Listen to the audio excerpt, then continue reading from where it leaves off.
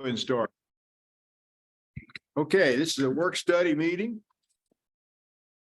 I want to call everybody to order and please, turn your phones on vibrate or turn them off, whatever you want to do so you don't disturb the discussion or debate. And then stand and join the Pledge of Allegiance. I pledge allegiance to the flag of the United States of America and to the republic for which it stands, one nation, under God, indivisible, with liberty and justice for all. All right. Excuse me. Oh, you got here, boy, just under the wire. Right. So Counselor Knight is here. Yes. Counselor Miera. Here. Counselor Woolman. Present. Counselor Burkett. Here. Counselor Murray. Here. And Counselor Alsobrook has requested an excuse. And so we gave him an excuse to not be here. So I need a motion to approve the agenda, please. So move, sir. Second. Do I have a motion for and a second? All those in favor signify by saying aye. Aye. Those opposed say no. Hearing no no's, the agenda is approved. We're going to talk about the budget today. And I'll let you lead off because you have a plan. Okay. Well, as you see, we have most of the department heads here. I think all of, okay, the departments that are here. You've had the budget for a week and a half or so. I'm sure you have plenty of questions, and what we're going to do is just kind of review the top line numbers to begin with, like we talked about the other night. And then it'll be a back and forth between myself, the Raina, the department heads, and you. So they're all here to answer your questions specifically about their individual budgets, and we'll just go in order, except we're going to change that order because Anthony is out on the river doing a rescue, and so Tanya is here in his place. But first, before Tanya starts to talk about her budget, or you have questions, Raina, would you just give a top line on the projected budget, 12.85% increase versus the numbers that I gave to the council a week ago Tuesday? And just make sure you talk into the microphone, please. Yes, so we're looking at $7,729,082. That is 12.85% increase. That's about all I have. And then the important thing to note there is that our 23 revised budget is and our 24 requested budget is about 1% more than our revised budget for 23. So the budget you're looking at is up about 1% over the revised budget for 23. So those are the top line numbers. And so Tanya, you want to kick off? Thank you, Mayor. Thank you, Council, Administrator Curry, for letting me go first. All of our responders are right now out siphon on a rescue, so I'm kind of it for the village. So I may get to stay the whole time, but I hate not to be able to get to us. Do you want me to just start with questions they have? Yes, and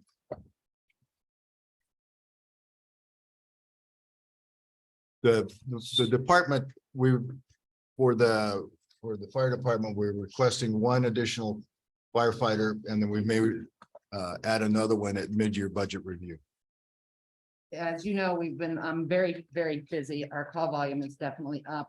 And we also requested a 3% for 3 employees. We're looking at doing promotions to make some other leadership positions. The para increases by statute that we didn't have much to control of. And the new employee salaries and benefits go up or down depending on what our health insurance is doing. We did request. She's on page 12. Oh, I'm sorry. Yep. We did request increase for medical supplies because supplies are going up exponentially. And when our call volumes go up, we use more supplies as well. And then the only other thing added to our general fund budget would be the Bosque Committee. Chief Martinez had the Bosque Commission want some money to spend on some of their projects, and he would be the person in charge of making sure the purchase orders are done right, and it all falls within the village procurement rule, and that will be 5,000 for them. And let me add that whenever you see the committee ones in red or even just at the bottom, I don't have those in a certain line item yet. the bottom line will still be the same later. I just need to move them to something, but I wanted it separated so you could see what goes to them.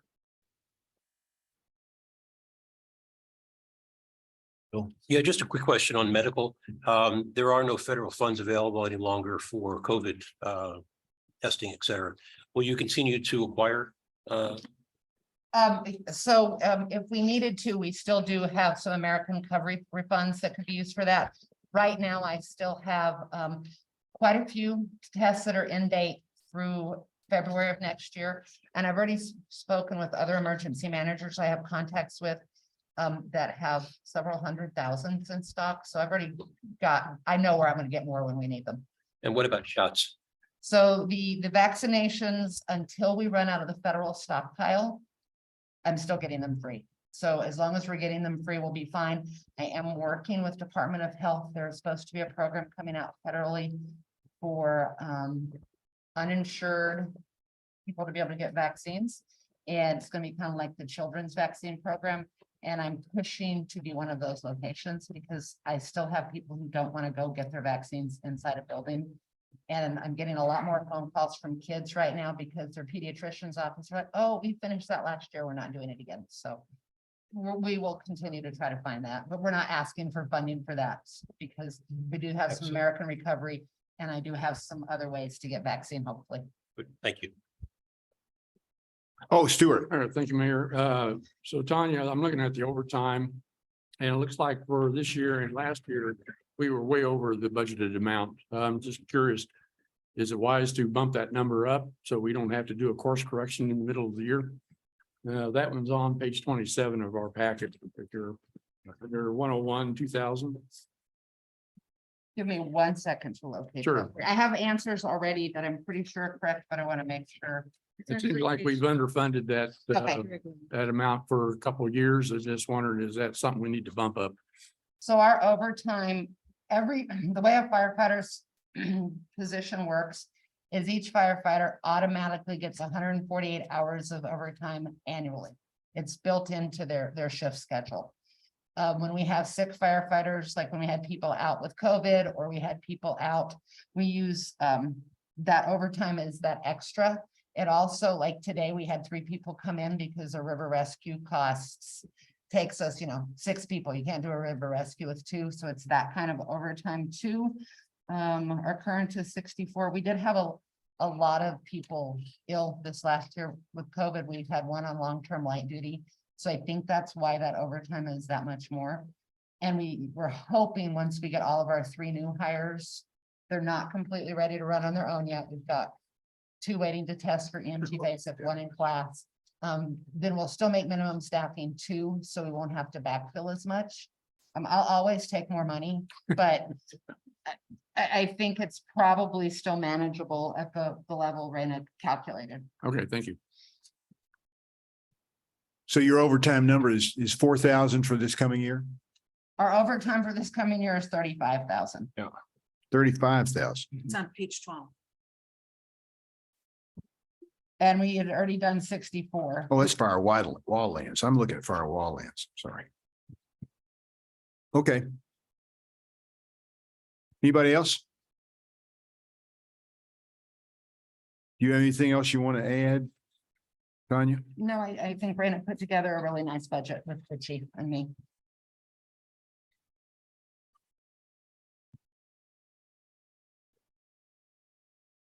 Thank you, Tanya. You're welcome. I will stay in case we get into special funds, but I'll leave if I have to. Rainey, you want to go on to the executive administration?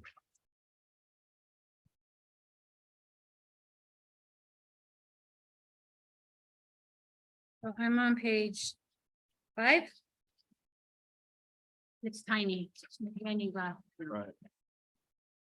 Trying to And the torture pages us on our with these PDF are numbers? different than the pages on the budget, so. Yeah. Gosh. Page 16, I think. Maybe is- Melanie can It, tell. it should still be at the bottom of the page. I didn't, It's real Super fine. small. You can't see it. I know, it's, It's small because I had to write notes on the side, so I had to condense it a little bit. 5. That's why I didn't do page numbers overall, so that they wouldn't be the, On the total. 101, 1200 are the numbers.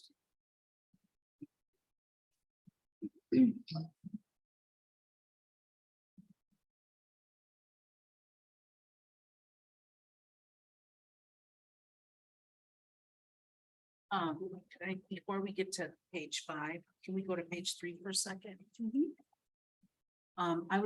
It says general fund executive, and I just wrote in my notes, who is in this group on this page? Executive is just you all, Just you us. and the mayor.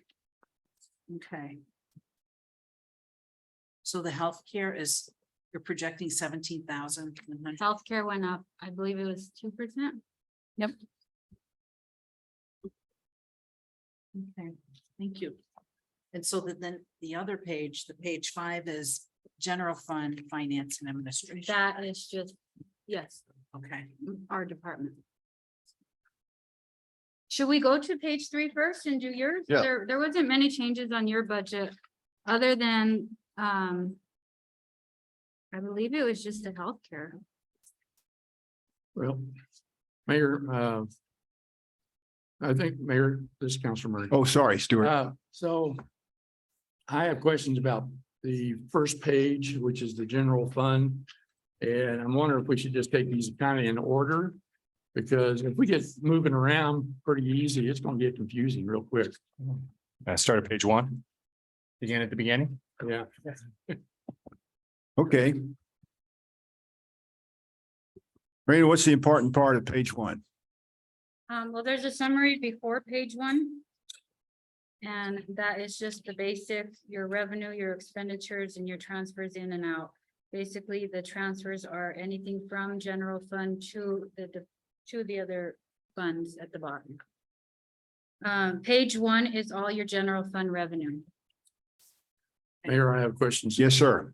Okay, so under distribution, and it has to do with the gross receipts, municipal distribution, projection of $2.4 million. I know that the GRT has been pretty healthy this year. There's no question about that, but looking at Albuquerque and I also queried Sandoval County, they are kind of flatlining their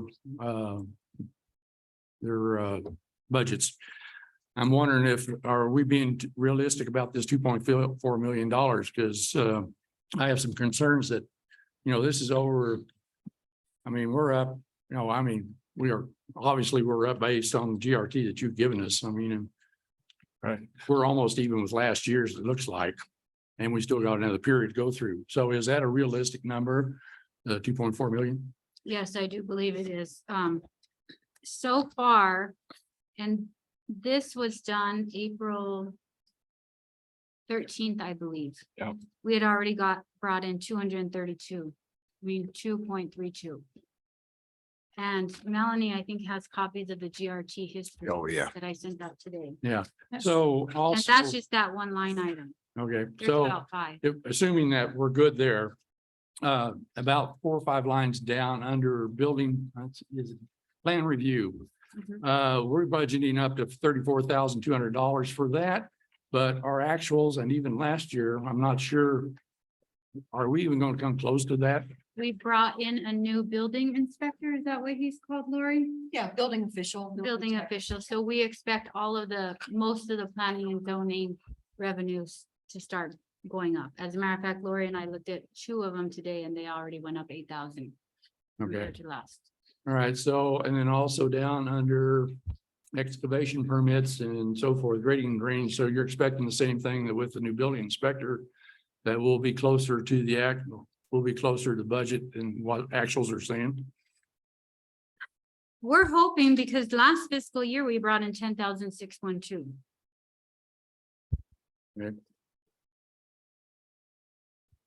And then also site development plans, the same thing. And it seems like the actuals really, is it? So basically the actuals for P and Z is based on, we didn't have a building inspector and we had to use somebody else in order to do that. Do we have to pay those somebody else's anything? We pay them under Lori's planning and zoning budget. So you'll see Lori's budget. Okay, And I don't even think it moved up because she already had the funds in there. Okay, and then also down under investment income, you're showing $16,700 for this next fiscal year, and yet we have actuals, it looks like 90,000. That is mostly your New Mexico, I believe that's mostly your New Mexico LGIP interest. Anytime you see investment in here, most of the time it's interest income from banks. Okay, I don't have an interest GL code, so we put it under investment and our auditors know that's interest. do you think we're gonna get more than what you're actually budgeting for? It's been going up steadily. It's been going up every month. This is way lower though. Yeah, this, I mean, it's almost, Like maybe we missed a digit if it's going up every. and also, let's see. Oh, miscellaneous income and also state small cities. Could you explain that, especially the small cities? Small cities we get from the state of New Mexico, and it usually comes in end of June. Last year, I think it was way above what we thought. We usually budget 385,000. So it wasn't last year. The year before, it was a lot higher than that. Okay. And then the miscellaneous income is, That's income that we just doesn't fit in any of these categories. And we stick in there. Would that be like film permits and stuff like that? That one has its own. okay, those are my questions. Thank you, Mayor. Yes. Anybody else? He took my questions. Yes. I do have one though, just to go back to GRT. Looking at this GRT over the past like 5 years, it looks like year over year, we're trending to be about up 10% from last year. So you think we're going to end up at about 2.2 this year is what we're going to actually end up to project 2.4 next year? I mean, it's hard to project. Yeah. You know, because we're not producing anything, but the trend says we are. Okay. It looks good. I just finished last month's today, and Yeah. it was good again. And on this report, we're seeing where it says 4.4 million. This is total gross receipts and the piece on this budget is just the municipal share, correct? Is that accurate? Is that why these two numbers are about $2.5 million different? So basically on this, there's about 4 or 5 that Did it go, all fall into there? that all fall into that one piece of paper. Or the, yep. So it's GRT environment, infrastructure, municipal share, municipal distribution, hold harmless. So then those- some of them went down, but some of them went up. Did they change the proportions? They didn't actually go down. What they did is they commingled. Okay. So some of them are still getting a little bit, but they're mostly going into that one fund Okay. that really went up. And for our purposes, we don't care which piece We of don't. where it comes from. We just, the GRT at the front of it is all that matters to us. Because we still spend it, and it might actually be better because then we could spend it how we want instead of for certain things. Yes, Bill. Raina, on the executive, you indicated that it's village councilors and the mayor are fall under that executive. My question is, if you add up currently, the monthly for the mayor and the councilors comes to $18,000. That's 10,800 for councilors and 7,200 for the mayor for the year. Total of 18,000. This revised budget request is for 16,800. I've always had 16.8. Sorry, I've always went by 16.8. 16,800. And there's a recommendation for an potential increase for councilors and mayor, which is not included here. Correct. Is that something that should be taken into consideration at this point? I would say it would probably be better to do a bar on that one because we don't know if it'll get approved. Right. And we would hate to allocate that money for one thing and then we end up needing it for something else. Okay. And you've been using the 16,800 as because I've been. this is under ordinance. These are the set Mhm. compensation. Okay. And it could be because beginning and end of year fall, you know, in It's different. July, half of it goes to June and The one when it's actually, got it. Okay, good, thank you. Can I ask just one more overall question?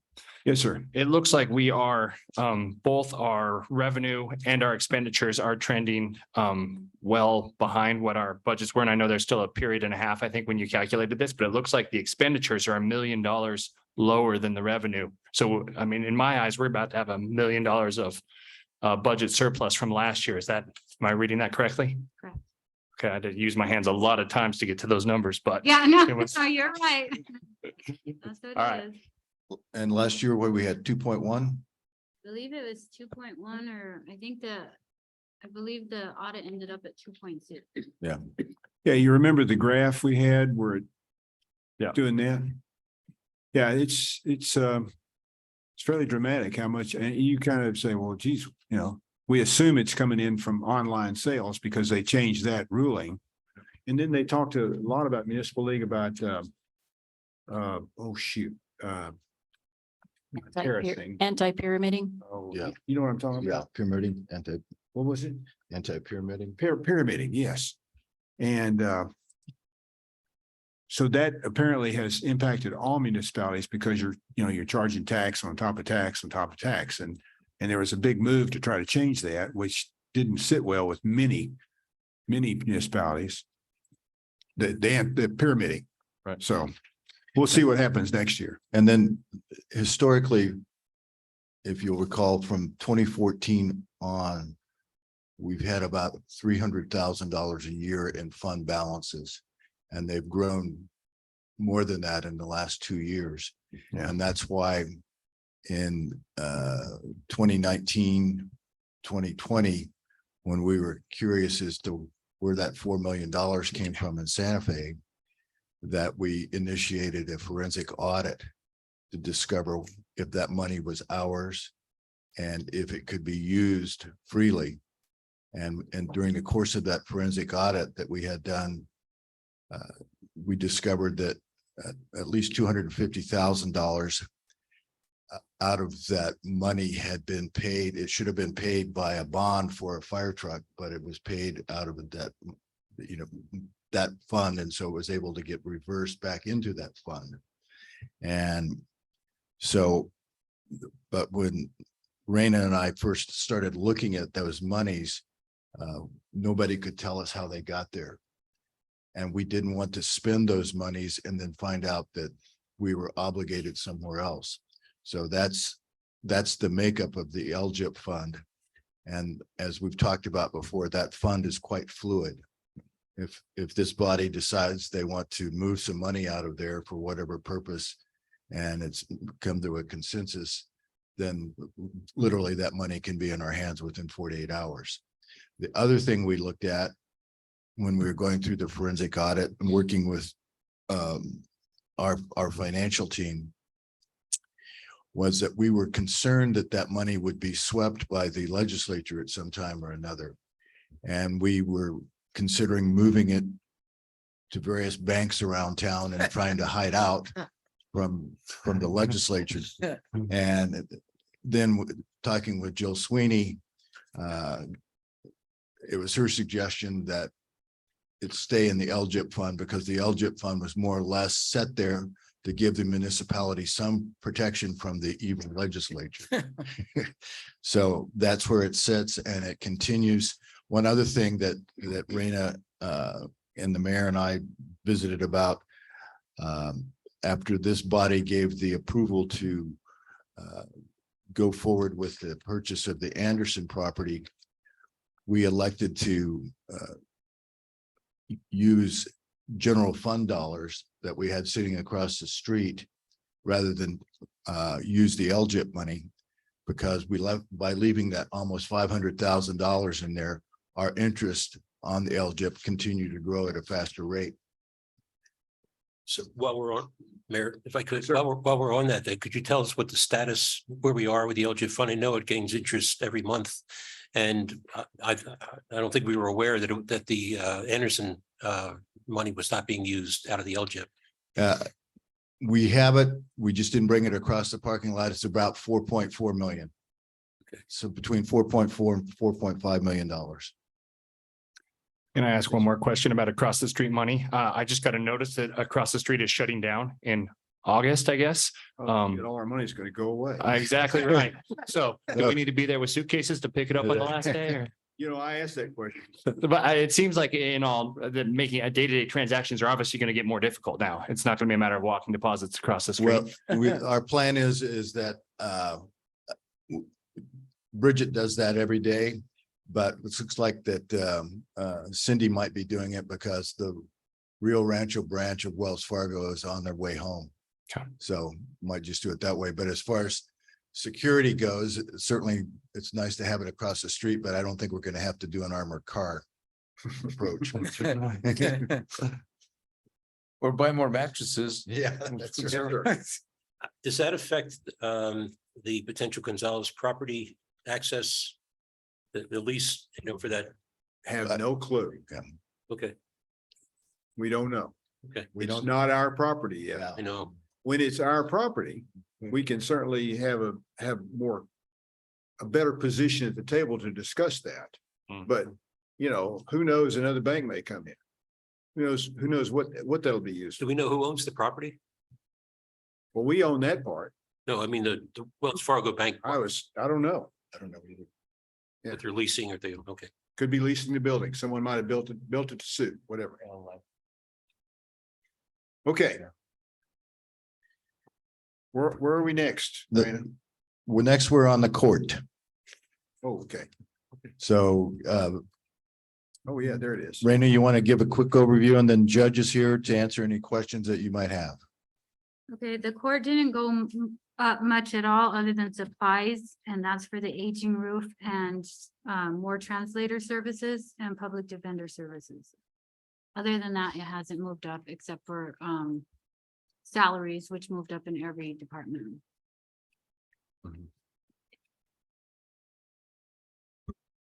I'm aware that there were questions about corrections, and upon the encouragement of Mayor Fahey, I have brought the summary that I provided him a couple of weeks ago with just a little brief explanation of what corrections is about. Should we have Christina distribute this? Yes. Yeah. Okay, and what she's talking about is Fund 201. Melanie, do you know what page number they're on? I don't, Yeah. I'm sorry. It's page 30 of the PDF. Yeah. 15.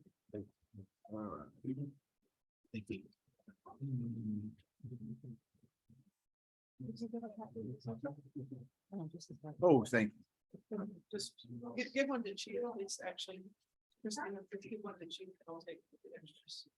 But you want to give one to Thank you. It's a page one. I'm on a different page. It's a court, is it 200? General Fund 101, Um, 0200? So if you want me to outline just corrections, you want me to clarify that, Mayor? Yes, Raina. Yeah, that might be helpful, what Okay. it's for and what it's about. And so I've actually kind of written it out in a little summary. Sorry, I wasn't able to provide it before this afternoon. Things have been a little buried. So a corrections account is established in each municipality because historically municipalities either had a jail of some sort to maintain and or had the cost of incarcerating prisoners. So that was what the fund was intended for.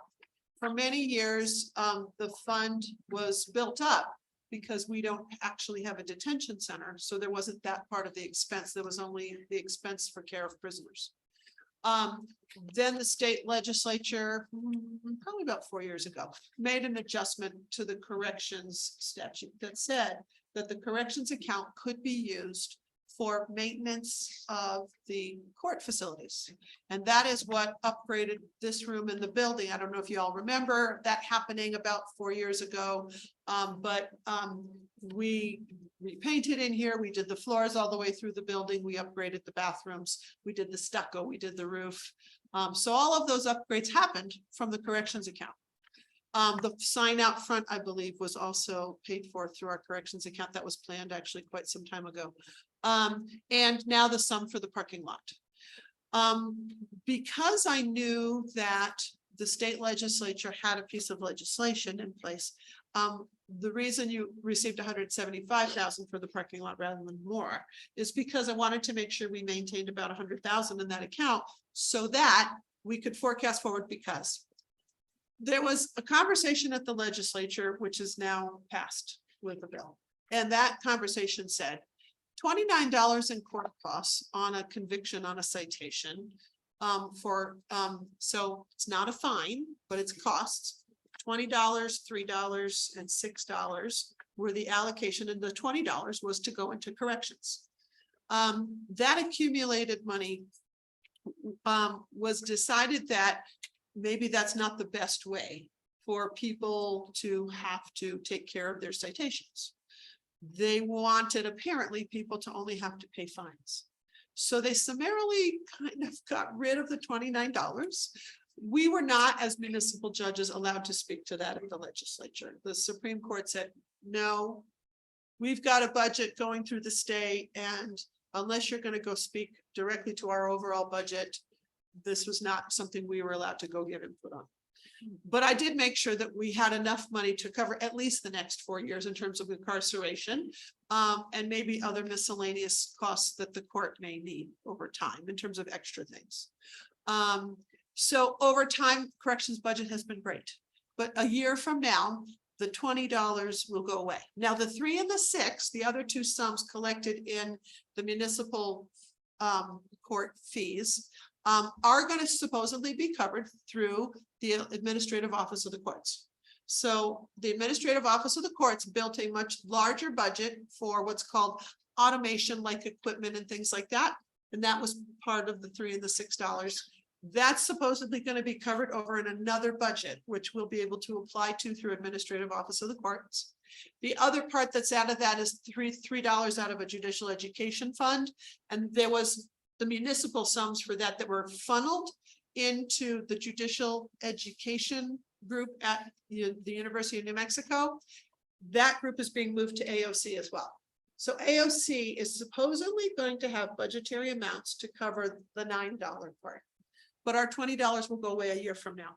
But that gives us plenty of time to start having conversations about how to forecast into the future, or whether there'll be other resources. And since we're not home rule, we can't make our own municipal court fees, but there may be other enabling legislation, maybe at the state level, that might be beneficial.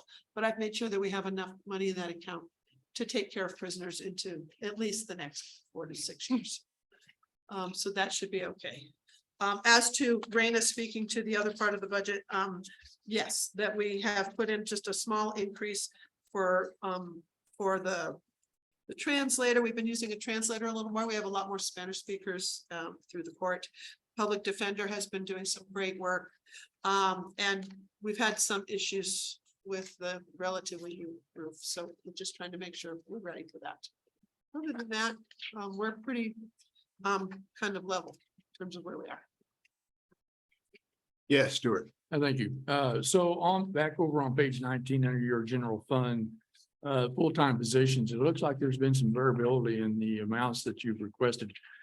Is there a reason for that variability in terms of the full-time positions? I think last year you had budgeted, or FY23, you budgeted 68,000.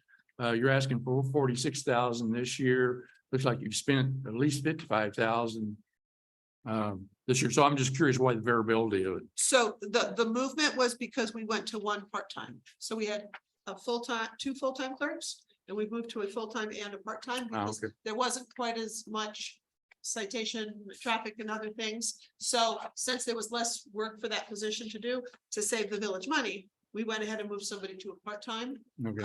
And just to make sure that we were tracking, the actual workload. Okay, so I had a question about the aging roof, but that was, that kind of caught me off guard. Why did that show up as 5,500 in part of $5,500? It's just all tied into that same line item under Okay. other contractual services. Okay, thank you. Yes, Councilor Burkett. Just a quick question about the corrections fund, just for my information. Does that live in an interest bearing fund, or do we just keep that in a fund for accounting purposes? Do you? It's just a dollar for dollar, right, Raina? Yes, correct. Okay, so that's just something that's a budget fund, but it doesn't live separately from our other money. Correct. And it builds, as you can see, last year, I've given you the sheet showing the summaries from 2022. And as you can see, last year, we added about 16,000 to that account. It'll probably be about the same trajectory for 2023 and 2024.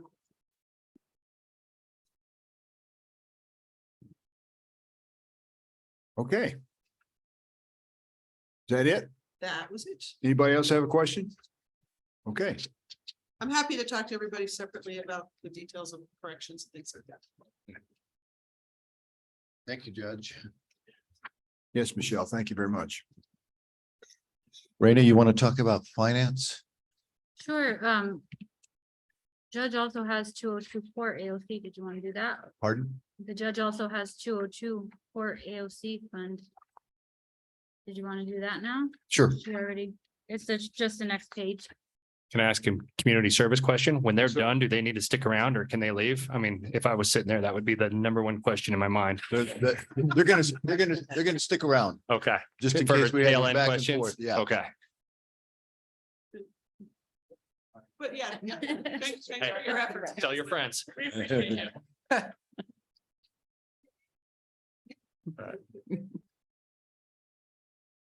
So this AOC fund is basically, like the judge said, the fines that she brings in.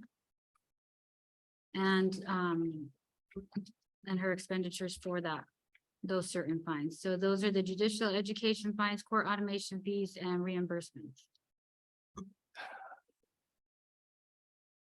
So just as a side note, many of those things were historically reimbursed. The reimbursement levels dropped off this last year and a half because all of the municipal courts suddenly had a great down drop in terms of number of citations because people weren't out driving around, right? So there was such a reduction in the number of citations out there that all municipalities had this problem. So the AOC or those funds coming into the monies to help pay for things like equipment went way down. So some of our expense line underneath the equipment side of things has been kind of held back. And we're getting a little bit of reimbursement, but not as much as we used to in those categories. So that's the other thing we'll kind of look at between what's left in corrections and the other things we need to do with our budget. But for now, we're still fine.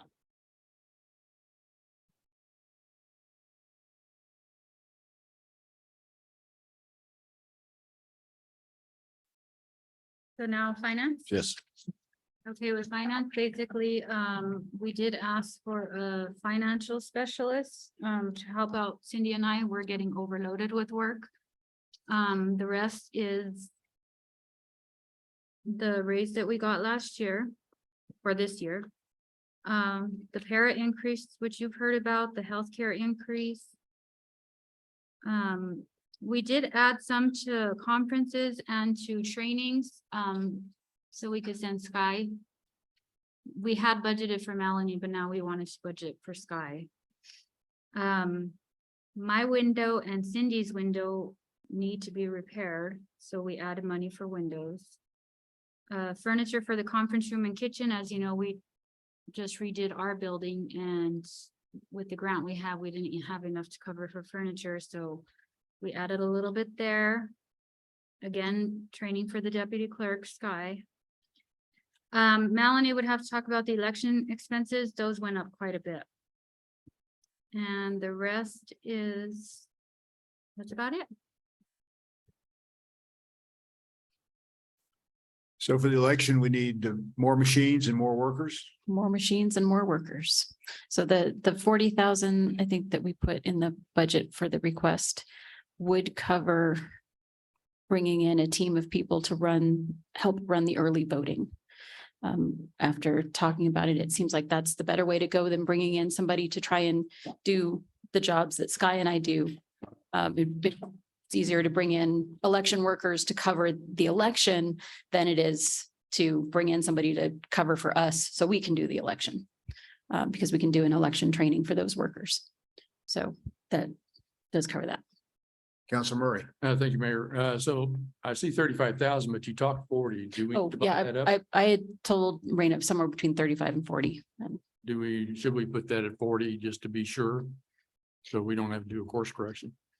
Absolutely. Let's put it at 40. And the automated election services, who's our vendor for the laptops and that type of equipment, they couldn't give me an estimate on what cost would be for next year. So what I did is I took the number of machines we had at the last election, figured out what we paid them, divided it out, and then multiplied that by the number of machines I think we're going to need. And so it's all kind of a guessing game. On Well, that. I'd rather be on the upside rather than the downside of that money. Okay, what did we decide about the space we're going to use? I volunteered my office. Yeah. We'll still have to look at that. I did talk to the clerk in Rio Rancho. And she said whoever I talked to at the Secretary of State's office previously that told me we could not have the election not physically in our building apparently is incorrect. She said that Albuquerque has an annex where they let people vote.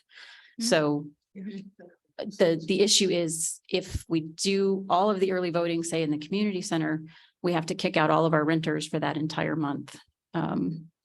Which, people may not be upset about, but then one of us has to be physically present over there at all times. So, if we do it in our offices somewhere, maybe the mayor's office or somewhere like that, then we can still be doing work and then just step away as we get the early voters. So the first about 2 weeks of the early voting was much slower than the last 2 weeks. And that last 2 weeks is when we would be able to bring in the team of people to help us. And that could be at the community center. How about a shipping container? Sure, why not? Have we I think- identified some people, a team that can do that? No, not yet. Okay, I know the county clerk often keeps a list of registered voters. The issue with that is we can only use a voter that's registered and lives in Corrales. Whereas the county has a list of people from all over the county. So, it's a smaller pool to choose from. Yeah, Mr. Mayor. yes, sir, Councilor Meyer. Thank you. That statement that you made is true about if you use Bernalillo County. But those offices are for the ones that they have off center, but they're just for voting and voting only. So that makes them a little bit different than an office that is used for otherwise. So I'm not so sure that they won't re-clarify that statement. Because the one on Lomas and the one up there on San Mateo, they use it for that, and then they lock the doors. Right. Well, and that is part of the election code. Any room you use has to be used only for that purpose during the election season.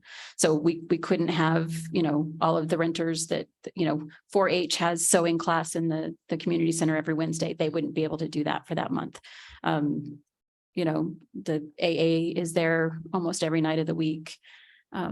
So that it is, Angela did offer her office over here at Main Street. We could camp out in her office for a month. And it would have a door right here for parking. Councilwoman. Mayor, would the renters use, if it's in the evening, senior center perhaps?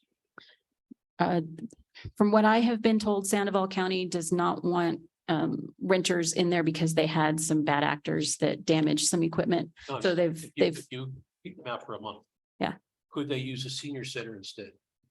Sandoval County won't allow that. Because they run the seniors, we own the building, but Sandoval County runs the senior center. So they have say, Oh, If- right, if- okay, so, and they've told us, no, don't offer that to anybody.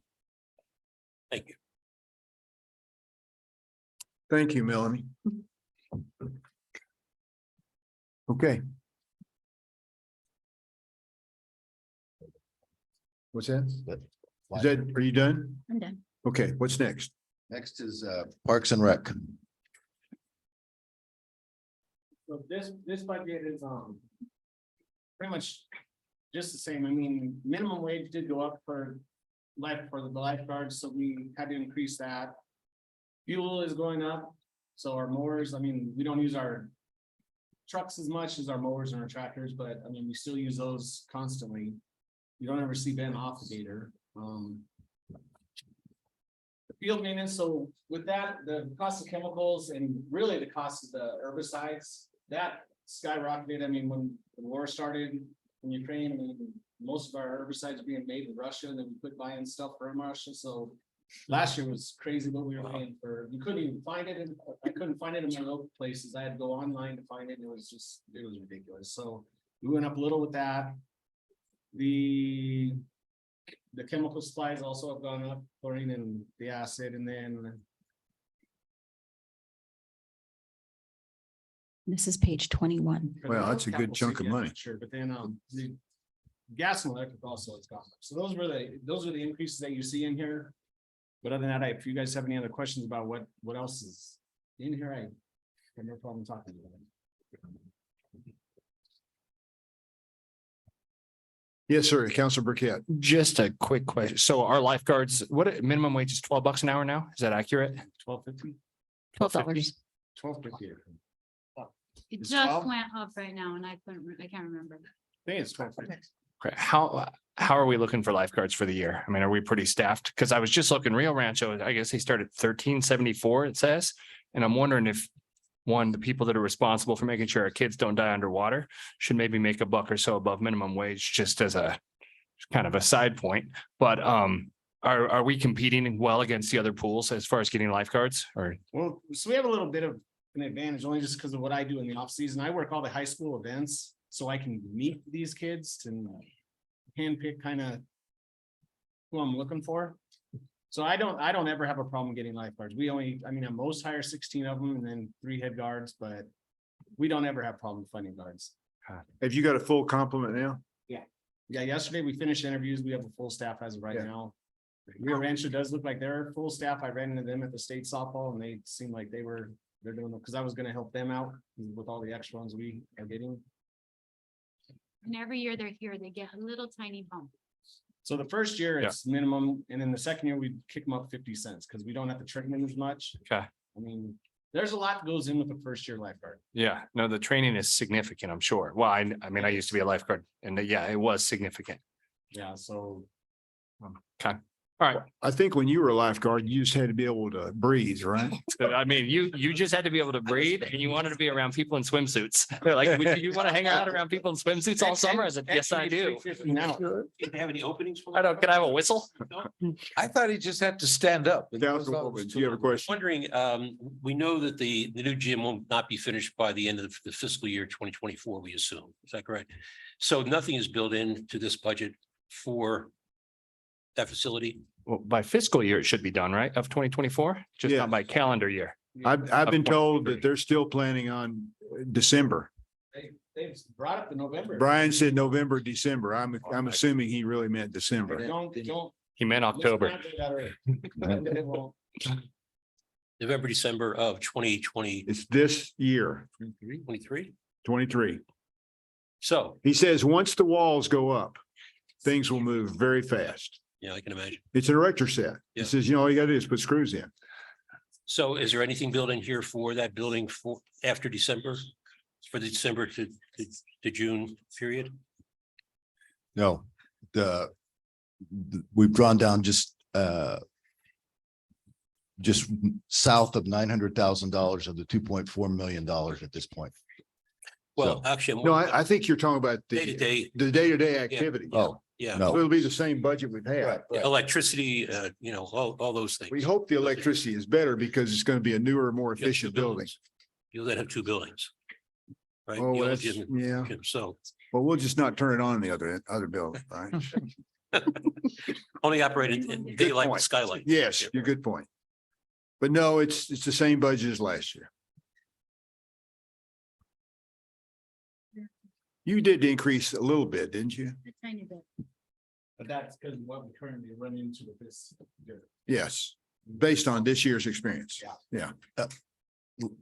Lynn, all your recent problems with the pumps and everything, they've been resolved? Yeah. Okay. As of today. And what was your ranking last year for the pools in the Albuquerque area? So, I mean, we did come in second again as the best pool in the state. So, I mean, the only one we're not beating is West Mesa, which we shouldn't beat them. They have an Olympic sized pool, an indoor water park or water slide park and an outdoor playground. We have the outdoor playground. I don't see that built into the budget for next year. All those things you just mentioned. Yeah. We should put that in, right? We talked water slides at one point. What's that? We talked water slides at one point. We did, we ran out of money. though. That's what's story of every good idea. So we ran out of money. We easily could put it in though. And you're sold out on your pool parties? Yeah, so this year the Wow. pool parties, we are gonna go up next year what we're charging, because I mean, we're charged $250 for the 2 hours, which is what most people charge around. Those, when we opened up on May 1st, those were gone in 15 minutes. Wow. So I mean, every single pool party, so How many total? I think there was 30, I think there were 39. Really? Mhm.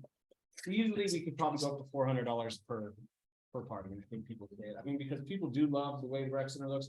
We also have more than what other pools have, because if there is lightning like there is today, we have to cancel the party. We can now take that party and put them in the gym. Yeah. Where they don't have to wreck their party, and we do give them a discount because the gym doesn't cost as much as the pool, because we don't have to staff it as much. But we've always been able to do that for people. Yes, sir, Bill. So I may be missing something, but all I see here are expenditures and not revenue. Revenue is on another page. So this is general fund, so all the general fund revenue is on page 1. Okay. So no, you will never see any departments with revenue. And keep it. But yeah, but swim lessons, we don't have many things left with that, and swim team. That we don't really know that yet, and we don't care because it's not important to sign up for that on May 1st. You can do that the first day of practice. But the pool season this year, with school starting on the 3rd, we are closing down on the 6th. Because when school starts, I lose lifeguards. And a lot of the lifeguards I do get are athletes. I mean, they, almost every single one of them is. So So the 6th, 3rd of August. August. Yeah. And it doesn't, I mean, just so you guys do understand, I mean, it doesn't make sense to just be open weekends because the pool doesn't function right. Because if you don't have people in there moving the water around, algae grows like crazy, even with the chlorine in it. And it's a nightmare to keep it up and running. And it's not really cost effective because you still go through a ton of chlorine with no one in it. Yes, sir, Stuart. I apologize. My computer crapped out on me, so I just got back to the Parks and Rec, so bear with me if you would. So on maintenance, when you were talking, you budgeted for 30,000, we only show 4,000 actuals. Are you gonna be able to, or are your costs gonna go up? I mean, be able to meet that? Is that 44010? This is 1401 Parks and Rec. Well, okay, I have two maintenance ones, a 44010 or 44030. This is- 44010. This is page 21 of our, They're 2 lines away from each other. 44010. yeah, there's, 44010. Guess that was. Because this year it was at 30. That was your request, but it shows only 4,000 spent so far. I mean, you did wind up spending more in 22, obviously. Okay, so that's my ground maintenance one. I Okay. mean, we did there is an expenditure you don't see on here that was spent this week. Okay, So that was like 2,000 something. So that actually comes from the contract we have with Corrales Soccer. Mhm. I mean, that money, that line item is budgeted with what we bring in revenues. okay. So, I mean, it's a spring type expense that comes in, late during in budget? I can answer that. For last year, it was his toilets, wasn't it your toilets and your flooring? That also was the money from the legislator though. So that maintenance one is really, it's just whatever we need to fix around. I mean, the pool, like this week, I'm getting ready to spend Monday, 5,000 more. Just to get the chlorinators or the Okay. chemical feeder. But working. 30,000 is a good number for you It for next is. year. I mean, because the pool is 26 years old. I mean, every year we're running into something. But this year, it's not a big thing though. Is there a possibility that you'll have to close the pool down, do maintenance over the winter or the summertime if it's that old? Well, and I do that though. I mean, because I do vacuum it all year round just to try to keep it to where we don't have to clean as much. So I mean, the pool, we do work on it all the time. So I mean, it's a lot of the problem there is it's all outdoors. Yeah. I mean, so it's not like most pools that have them enclosed. I like it outdoors because it's safer for every employee because it's well ventilated, but it's just, Well, and given the weather and the freezing, the rain and so forth, does it develop cracks and that have to be resealed and so forth? but plaster, no. Because I mean, I keep water in it, but I have to keep it in it year round. Okay, So, And that we just got replastered back in 2019. So it should last quite a while. Okay, thank you. Thanks. Okay, But there is, I got another piece of paper here. okay.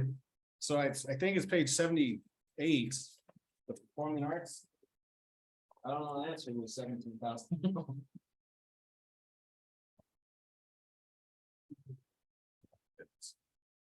I don't know. Is that a request? Raina, is that a request?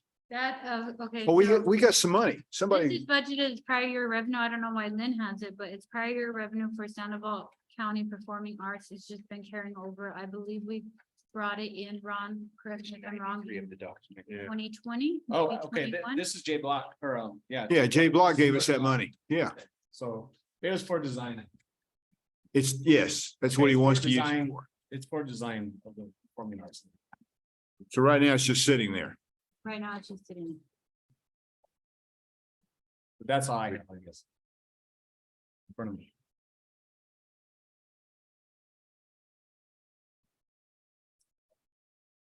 You want to go? Go ahead. Okay, we want to talk Sit in about a different the chair? Senior Citizen Center. Yes.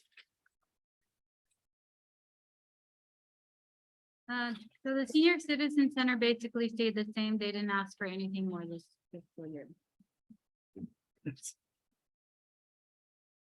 Mayor Councilor Murray. Yes, sir.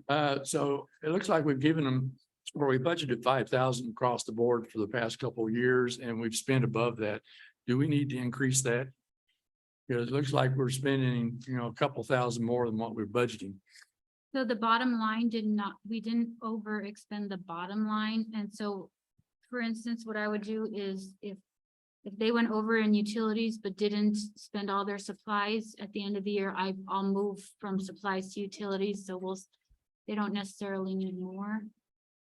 Okay, So if you look at FY 23 right now, they spent 7,000 on utilities, but they've only spent 300 on supplies. but what happens if they wind up spending their entire 3,000? Then I'll have to ask for a bar from you. Okay,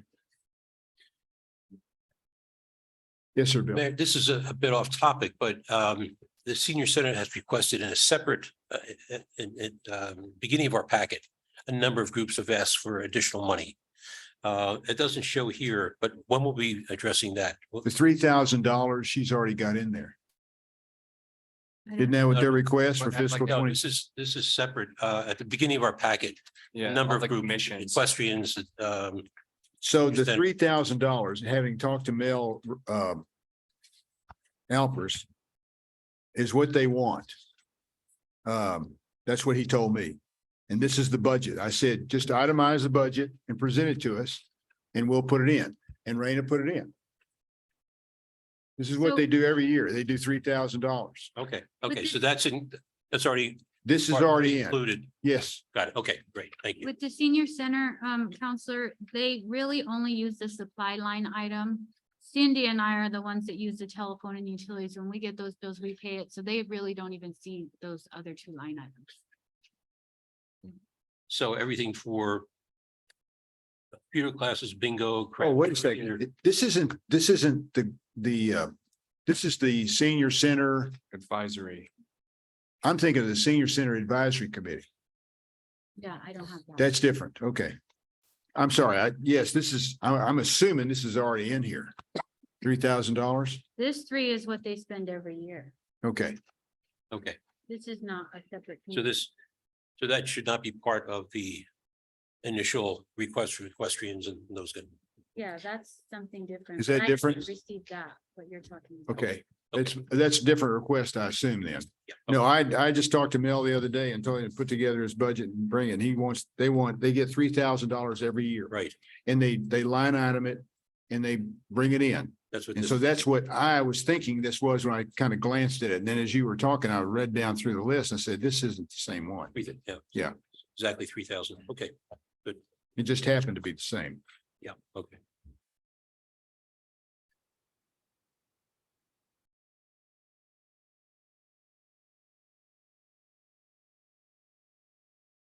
Ready? Okay. Next is the library.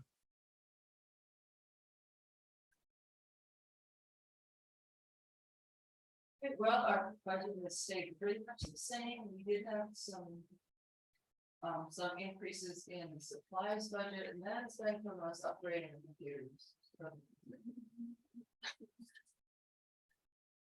Okay, our budget has been much the same.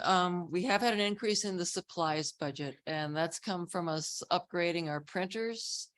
Our public printing is a really popular feature. A lot of people come to us for that only. And thing I found about new printers is that, of course, nothing is compatible with the old printers, so you have to buy all new toner, and I'm sure those toner cartridges get smaller and more expensive all the time, so I will do what I can to control those costs, but some of it is just sort of the way that industry operates. We've also been spending a lot in maintenance contracts, but that also relates to our technology upgrades. We installed 7 new public computers. Along with new printers. We upgraded the Wi-Fi last year, so we've been using our IT service heavily. Now that everything is pretty much in place, I expect we will need them less, so possibly that will go down.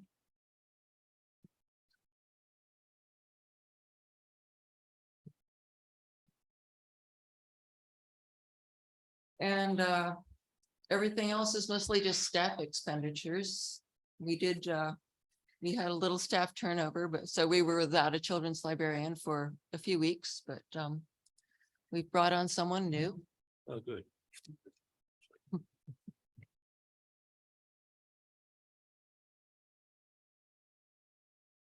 So Yes, sir, Stuart. Thank you. I'm sorry. Was it, Mel, let's let Mel do first. Yeah. I was just gonna ask about the red line. The library board will move to a different line item in this one. So where is that moving to? Counselor Knight, I'll get with, Marion, I'll probably move it to supplies, depending on what they're gonna move on. When you see this, day or the budget, you'll still see the bottom line, it's just that library board line will be moved to the number. Okay, thank you. And that's why it's in red. Councilor Murray, did you want to? yeah, on the printers, when you were talking about, do we charge customers a nominal fee for those prints? we charge people 10 cents a page, which Okay. is very modest. However, the Rio Rancho Library is doing it for free. So, I mean, it's just to put it in perspective, we charge a nominal fee. Okay.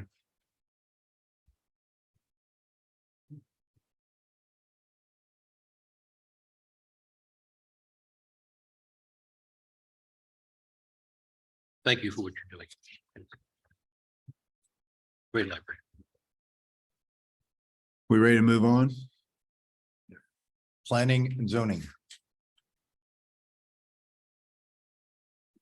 Thank you. So the Planning and Zoning Department is now fully staffed. We did hire a building official in March, so now more dollars will definitely be coming in for building permits. Those fees were going to the state rather than us. New houses bring in the most, and there are now several in the pipeline, so that's a good thing.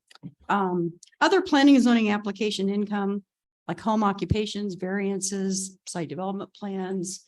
Those kinds of things are just variable on, I guess, customer demand.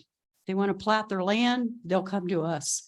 So I can't say, we can't really speculate how much we'll get in. There's up years and down years, but right now we seem to be in a bit of a busy period. So it's been pretty brisk. My budget has the expected things that went up, Social Security, healthcare is up a little. The only changes that I requested are in the supply line item. We do have one computer in our department that's running Windows 97. So I asked if we could get a new computer for the code enforcement officer. Wow. I don't know. how it And a works. new crank as well. I don't know how it Incredible. turns on and everything. And the only other increase we had was because we're fully staffed, the phone went up a little bit. And that's it. We did get some hybrid vehicles, so perhaps our fuel expenditures will go down. And obviously our income is going to go up. So that's all I have unless there's any questions. Yes, sir, Councilman Murray. Yeah, please. Thank you, Mayor. Maintenance contracts, could you explain that a little bit? Looks like we've got 10,000 budgeted, but you may be only spending half. I'm just curious about what that entails. Raina can help me out if I miss anything. I know that the security monitoring, I believe, is in there. The lease of our copier. Not sure what all is even in there. It's sort of some ongoing things. Raina, do you have any idea why it's changed? No, but I think we just left it last year, we just got 5,000, so I think we just left it just in case she does something. And she's in a newer building now, and she's had a lot of changes in her department. We could lower it if it would make you feel better, but it's just 5,000, so. We could send them across the street and make copies at 10 cents each. Yeah, That might be- Yeah. No, We'll see you, Marion, pretty soon. I'm just curious about what the maintenance contracts entailed and why the discrepancy between the two budgets.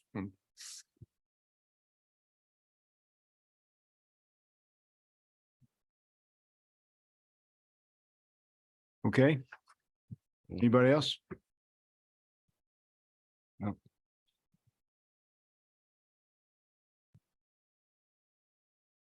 Police Department and Animal Control.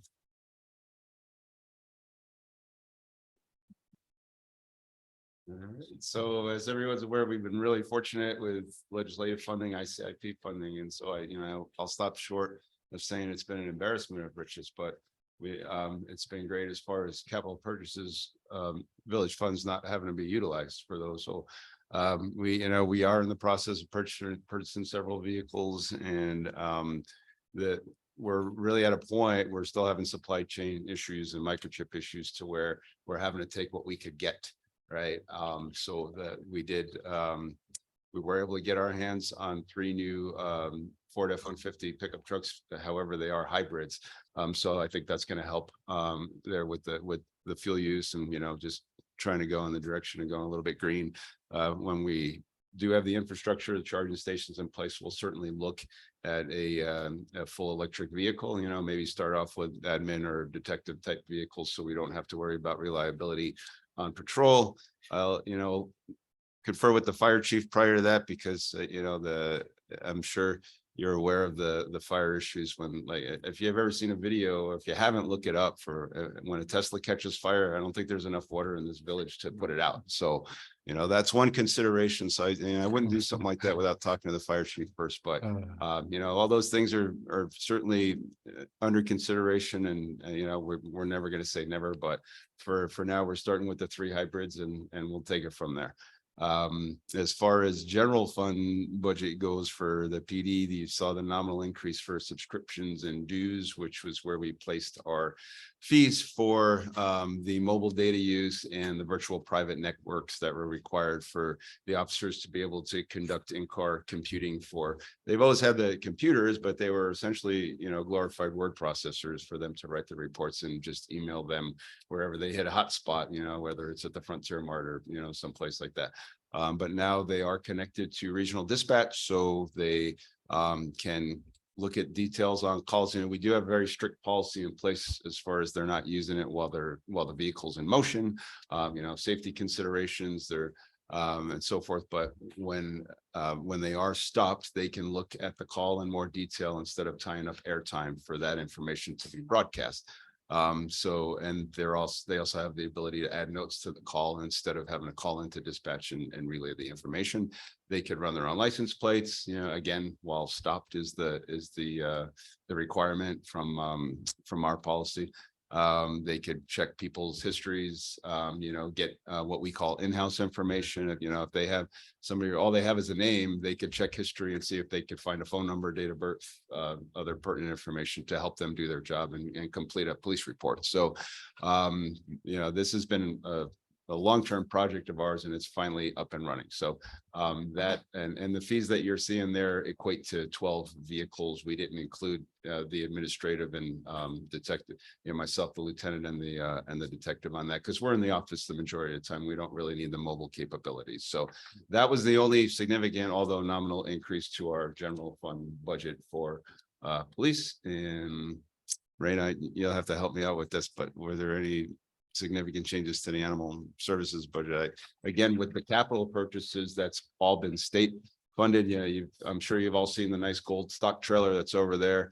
That was ICIP. The new gray truck, the Chevy Colorado, is also ICIP, as well as the new white one that's out there. So again, we've just been in really good shape, and hope we can continue the relationship with the state. The only thing we added for animal control was we upped their utility budget because they are getting the new building. Yeah, we don't know how the utilities are how much they're gonna cost. Yes, sir, Councilwoman. Just a question, going back a couple of years, one of the big items of concern was cameras, shoulder cameras. Obviously, there's nothing needed in the budget here, but how are they working out? Are they in terms of longevity and those kinds of things? They've been great, Counselor, and they've significantly decreased our complaints. Okay, everybody knows that they're being recorded as far as the officers carrying them, and most citizens do. We actually encourage the officers to tell the citizen they're being recorded. There's no reason to try and keep it a secret. This isn't undercover surveillance, and so they've helped in that respect with the accountability. Just with the personal context, the citizen context, they've the reliability. We're on I think only our second batch or second model upgrade, if you will, of camera, and the municipal league is also now reimbursing us for camera purchases since the state mandated them. We implemented the program in 2015, well before the state mandated the cameras. So since they mandated them, and we were all crying, all the police chiefs were saying this is an unfunded mandate, thanks New Mexico. And so they turned around and decided they implemented the reimbursement program. So that's been working out great too. But what they don't reimburse us for is the data storage, which is significant. Our old policy before the state mandate did not require retention of anything that was not deemed to have evidentiary value. And I was perfectly comfortable with that. It's pretty obvious what does and doesn't, but the state said you have to keep everything for 120 days just in case. And so now we had this huge data storage problem. And so we were able to, Ron and Raina were able to find some money a few years ago. Aaron was still here, so it's been a couple of years, and they paid for a 3-year contract with our camera vendor for cloud storage. That's going to be expiring pretty soon, so I'm going to check with DFA and see if we could use some of the legislative funding that we have for that contract. If they don't deem it to be a recurring expense, I guess if we say this is a one-time contract, and we can use some of that funding for that, then that's what we're going to use it for. So I didn't ask for anything there. But as far as the short answer is, they've been working out great. We're glad to have them. I think there's only two things most of you heard me say this before. There's only two things police officers don't like. They don't like the way things are, and they don't like change. So, with this, I think they were just afraid of the change, and now we're to the point where most of our officers actually grew up with these things. They're not new to them, like for guys like me, it was strange to have this, but, so I think everybody's used to it, and we're doing good now, and it's just part of the norm. Great, good, thank you. Yes, Mel. I have one quick question about the animal control. Other contractual services, it's $10,000 for next year, and we only used 1,000. What is that for? Yeah, so that's kind of a safety net for if we ever get hit with a large hoarding situation again, Counselor, to where we're having to board a bunch of animals and pay kennel fees. That would be the other contractual services. It used to be 60,000, I want to say, and we whittled it down over the past few years because we've been fortunate, to have a lot of active fosters. We've got the temporary holding, which is going to become a little, nicer facility there when the outbuilding gets delivered. But that's just kind of a safety net for that, just in case. Thank you. Yes, ma'am. Yes, Council Murray. Thank you, Mayor. So I got two questions. One is your full-time positions. Is that for a full 17-person staff? Did we do? Yes, Council Murray. So yeah, we had the email conversation a week or two ago where so it's currently we're budgeted for 16. We are at 14. Okay. And, the goal is, and conversations that I had with Ron and the mayor good 2 years ago now in Reyna, that the ideal number would be 17, although there's no recommended number of officers by DOJ or any other federal entity, and there's no standard, if you will. The average number of officers in the US is 1 per 500 residents. So at 8,500 residents, 17 would be a good number for us. And, I had actually suggested, well, why don't we not budget for the 17th yet? Because it just makes our vacancy rate look worse than it actually is. And that's a big deal these days. That's all we talk about at the chiefs meetings and things is, what's your vacancy rate? And so, but I think, Ron and Reno felt it would be easier to budget for it now instead of beg for it later. And so, we're absolutely doing our best to fill those remaining slots. But we're focusing on quality versus quantity. We don't want somebody else's headache coming down here to police our village. The problems that we've been having is that, we take one step forward and 2 steps back. And, as soon as we hire somebody, 1 or 2 are leaving. And so it's certainly not just us. This is not unique to Corellis, and it's not, 10 years ago, we could have said, well, it's the pay. We just can't compete. We're competing now. It's not the pay, it's just law enforcement is not as desirable of a profession for people anymore. Even, veteran officers are just getting completely out. They're walking away from their retirements. They could be 10, 12 years in PRA and they're just starting over. We have an officer whose son was with the Albuquerque Police Department for, I want to say it was 12 years. And he's installing solar now. It's not for him. And so, we're doing our best, not just to get, officers, but to get the right officers. So, we'll keep chipping away that, all the special events, the additional activity in the village has been great, but that's also a drain on our resources. So, if we ever do get to number 17, I think we all take a breath and just spread the workload out a little better and we'll be in pretty good shape. But for now, the core group that we do have is great. And, everybody's chipping in, after the first few incidents that the fire department was having to deal with the river rescues and so forth, we got together and we're posting officers up there from 10 a.m. to 6 p.m.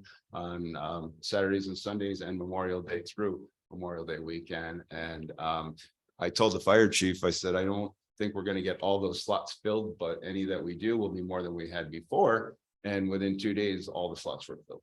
So, and they're 4-hour shifts that we put 10 to 2 and 2 to 6. So, we got 14 really good people versus, 17, with a couple of them being so. Going the right direction. But, So yeah. also under animal supplies, animals control, the supplies is only $500. Is that for dog food, cat food? Seems like we go through that amount just in a week or two. Yeah, well, that's How we cover, how are we covering the cost of the? they also have the special fund, the Dennis Friend grant counselor that they are permitted to use that. It's in the language of the grant that they are allowed to use it for supplies as well. So most of the food and other types of animal related, what else do they buy? Microchips, those types of things are funded by Danish Friends. And then what you're seeing for supplies there, I believe, is like paper and ink and office supplies. Yeah. Especially. Thank you. Thank you. Councilor Woolman. Yes, Chief, you explained that the $10,000 request for contractual services would potentially for hoarding situations, that kind of a thing. Yeah, or And then any there's- type of kennel boarding. And actually there've been cases, it's been a few years where we've had to hire somebody for training because of an aggressive dog. Behaviors. Yeah, behavioral Mhm. issues, Yep. yeah, Yep. because of them not being placed because of those issues. Okay. What is the $5,000 for professional services? Is that I'm for not vet, sure. is that for vet? Well, all the vet costs are paid for by Dentist Friends through the special fund. Okay. So, and that's under what the 226-1920. So what is that? Well, some of it is gonna be, Counselor, does it say right in front of you what, how much we've expended out of that? 5,000? Zero. Zero? Oh, okay. The last year we spent 1215. Okay, because for the PD side, I know for professional services, we have things like our security vendor, professional security consultants, and so we're paying for the cameras, the access system, things like that, maybe should be coming out of there. We've spent zero so far this year, though, and so maybe that was switched over to utilities or something, but so the short answer for that, Counselor, is I don't know. I apologize, but I'll check into that. Okay. Yeah. Okay. So, Last year, there were no funds as of July 1st for food. Animal services officers had to go on Facebook to try to get food and donations. Two questions. One, how do we avoid that situation this year? And what is the control mechanism for purchasing food, et cetera? Is that the animal services officer, or is that someone in the police department that has to, okay, that they go out and buy food? Counselor, so since that issue was raised, prior to that, it's just when they needed it, they went and got it. And, you know, apparently they solicited some donations as well. When the issue was raised, yeah, the administrator issued a directive that, you know, those types of solicitations aren't going to happen without his authorization. And what we did, since we did have the okay from Dentist Friends to use the donation funds for food and other supplies, other things beyond the vet care, which was the initial grant award, that we went ahead and opened purchase orders at the Mercantile for food and at Lowe's for the other types of supplies like cleaning supplies and those things that they would need. Okay, I've arranged for a acceptance at PetSmart in Enchanted Hills for a purchase order situation. And I talked with Melanie about that, and I think we can do that. So in other words, whenever they need food, they can go to Village Burke or wherever, but PetSmart has agreed that they will take a purchase order Okay. and then bill the village for that. So Oh, that's in place now. Yeah. Now you mentioned this, the police special fund, that's the fund 226. Yes, sir. $33,851 in revenue this year and $16,000 expended. Is that Dentist Friends money? Yes, sir. That's the revenue is the Dentist Friends donation, and the expenditures, that's almost all vet costs. There's been quite a bit. That's for the vet. Yeah. So there's really no money that comes from the village, For vet costs, we have vet costs not- or food, or Correct. anything else. Correct. Yes. Except when there were a couple occasions prior to the purchase orders being opened, where I believe the animal services officers just went and bought it and then turned in Yeah. the receipts for reimbursement. Those may have been paid for out of general fund. It was a pretty nominal amount. But the practice has been now that it's only special funds being used for those supplies. Okay, so as of July 5th, Yeah. if they run out of food, Yeah. there's no question they'll be able to get food Oh, without yeah, having to go on Facebook or anything like that. Again. correct. Yes. Okay, thank you.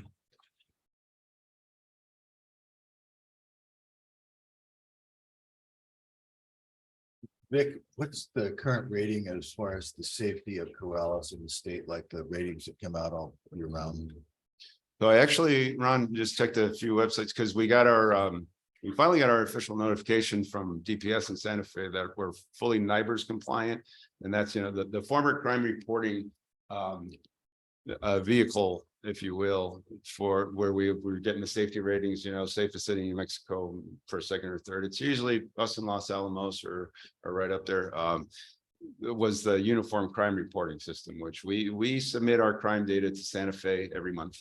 And they send it to DC where it gets analyzed, and then they come out with these safety ratings. And so that was done away with a couple of years ago, and they came up with a national incident-based reporting system to replace the uniform crime reporting system. And that basically just expanded the program. Before, if you had a burglary where property was damaged, so you have a criminal damage to property or a break in and enter in, and you had a theft, so you also had a larceny. You could potentially have 3 or 4 offenses. You just counted the highest degree, which was burglary. Now we list all of those things. So again, you know, we're sitting around the chiefs meetings and all the chiefs are saying, well, it's going to kill our safety rating. And, you know, it's not, because we're all in the same boat. We're all reporting everything. So in any event, we're they're finally entering our data correctly. You know, Charlotte, our police clerk, has been phenomenal in getting this program up and running and getting herself certified.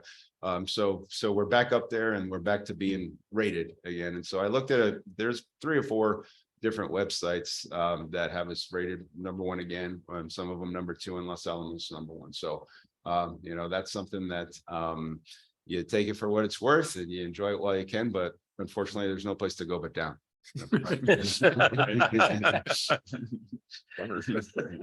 Yes, sir, Bill.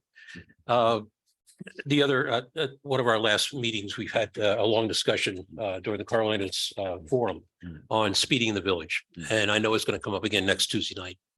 Your 2 officers down, you could fill them. I think there's going to be a major push on speeding control in the village, either lowering speed limits on certain streets or village wide. I mean, I had a friend of mine tell me of an incident that there was a huge pickup truck following him within 2 or 3 feet and then passed him on Loma Larga across double line and going at least 50 miles an hour. It was gaining speed.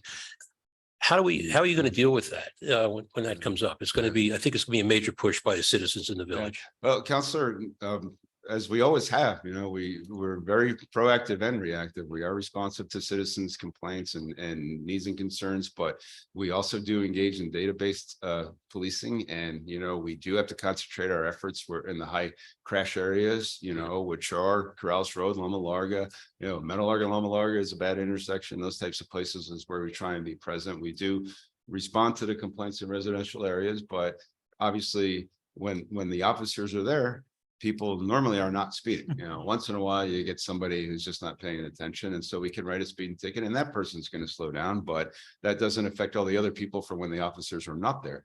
And I am not skirting any responsibility as the police department goes, but enforcement is only one portion of, you know, traffic safety and traffic enforcement. You know, engineering and education come before enforcement. And I think if the road is properly engineered and people cannot speed on it, or if they are, you know, if you have a road, this may be a case of people being careful what they wish for, because if we have a road where the speed limit, for example, is 25 miles per hour and they push it enough to where we did have an engineering study completed, the engineer might say you could safely do 30 on the street. So what was accomplished there?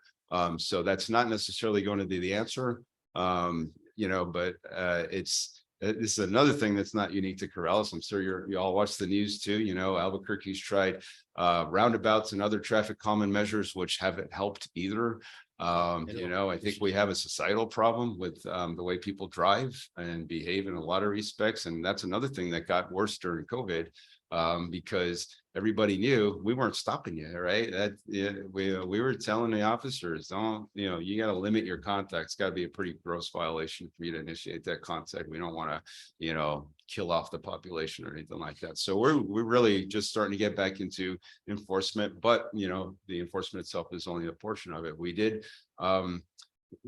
purchase 2 new speed trailers that have the ability to record the data. And so we're going to be able to count the cars and get the speed limits and everything. The only thing is when they're not that rugged. So Michael's helping us out by reinforcing the battery boxes so that we're not having to replace batteries every time they're parked somewhere because they get ripped off. And yeah, those will be up and running hopefully within a month or so. I say that just a ballpark, but we'll be able to respond there. And a lot of the complainants on speeding issues though don't like the trailers, and they want a police officer in front of their house. And that's not possible 24/7. I'm sorry, whether we're 2 down or full staff. It's almost a possible situation. I know, it almost because is, I think it's, and it may not even be necessarily all Corrales residents are doing that. It's a corridor for people coming Rio Rancho, you know, and we faced that for years. No, there are a lot of those too, but they're public roads, they're tax funded. There's, can't keep them out of here. And so, we'll continue to do our best. If we get our staffing back up, we are considering creating a traffic officer's position, somebody who's dedicated to this. But the problem I've seen with that in other agencies where I've worked is if you don't have the right person doing it, then there's a domestic violence call and they say, no, I'm traffic, I'm gonna tell you, so. Yes, Councilman Murray. Thank you. Yeah, Chief, I think this also gets back to with the Metropolitan Planning Association. They've been working on this, but safety action plan, and they're getting ready to update. Albuquerque's here pretty quick. We do not have an action safety plan, and I think we need to probably sit down and institute something like that, so we can come up with a plan, whether we're using signalized traffic devices or we're striping roads or something like that, and figure out a way to help protect the pedestrians and all of our equestrian folks and bikes and so forth. So that would also allow us to submit for grants under the, if we have an action safety plan under the Metropolitan Planning Organization. So I think your point is well taken. And we need to take a look at that as a council and village administration. Councilor Mira. Thank you, Mayor. Yeah, I've had a nice little talk with you and we've come up with a couple ideas on that latter one that you talked about, the machines in the front. We offered them to two communities and they didn't take us up on it. They said, well, I mean, they like the idea, but it's. like But you not said, in front of their house, right? They're not in front of their house. It was supposed to be down the road Yeah. a little bit and Yeah. the safety helps as well, down in front of my house, but down the road. Yeah. But I only bring that up because you have offered, we've been talking about it and some people are well aware of it. But the other one that, and I'm glad Mike is here, is the one that seems to be taking off and, nationwide as well, is that striping, just making the road a little bit smaller. And it's just a whole lot of striping on your part.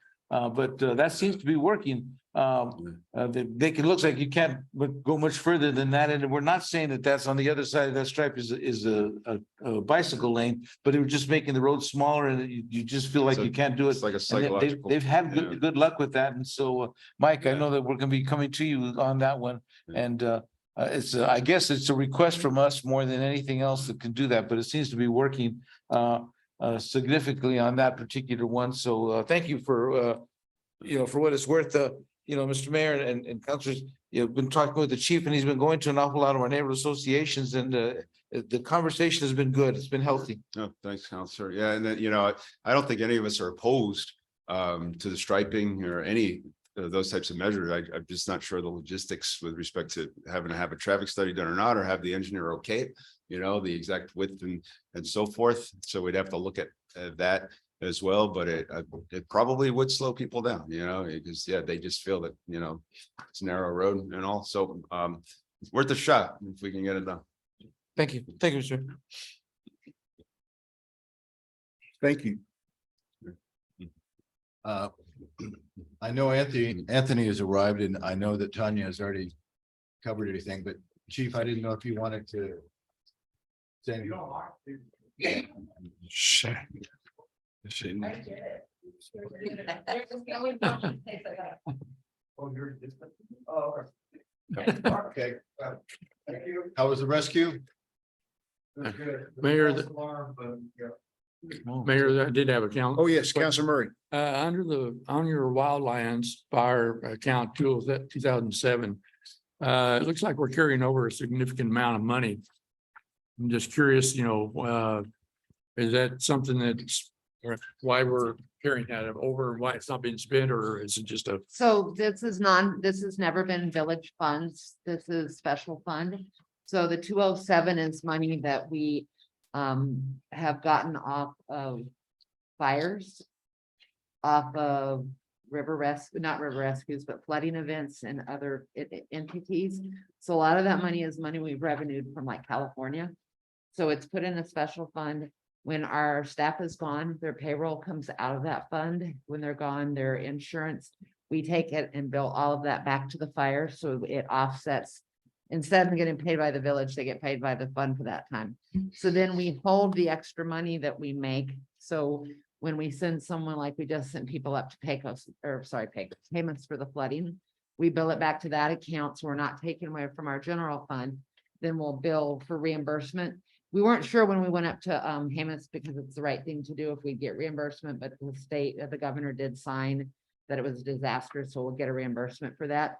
So we do hold those over. So we have money for working in the Bosque to cover some of the grants that are reimbursable. So we don't have to come to you and say, we need a line item for some of the grants that we might get.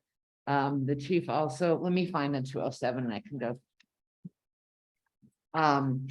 we use that for when we have special things we want to do in funds that are wildland instead of using our general fund budget. So we're not getting into that overtime you and I were talking about earlier. Right. And we buy some of our other stuff, but we use that cash sometimes just as our match, so we don't have to go to you.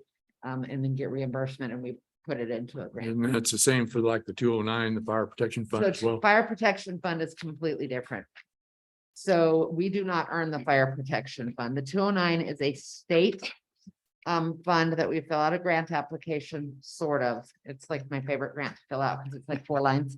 And it's based on where the fire chief has us in the ISO insurance services rating.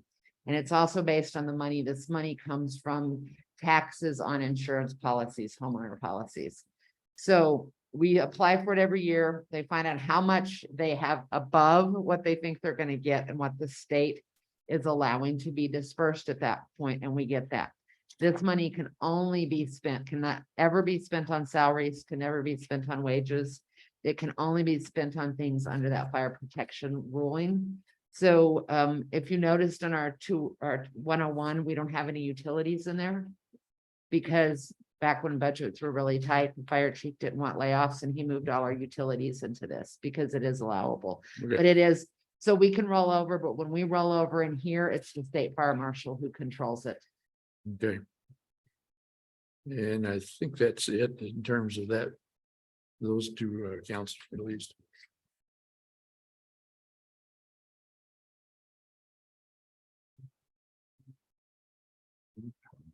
And maybe Raina can ask, I asked this question in an email to her, because the prior year revenues seem to have different meanings for different accounts. And sometimes I see numbers pop up that never don't seem to be from prior accounts. It just, for next year, it just shows up. So my question was in my email, is it like an ABCD type thing where you have monies that is in excess of what was budgeted and you're using?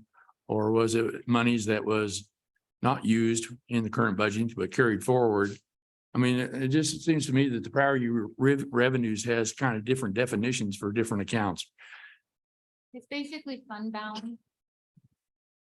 We call it prior year revenue because the audit has it as prior year revenue, so we just kept it, but it's basically our fund balance. So it's an accumulation of all the extra revenue over expenditures since the beginning of time. So it's not just this year that we're in, it's all of the village's money. Yeah, it just seems like that the prior revenues, it didn't add up going across the line when you looked at it. You know, it just seems like all of a sudden you'd have zeros and then 170,000 would pop up in the budget request.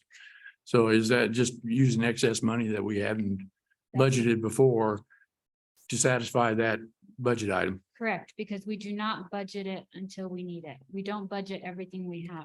Okay.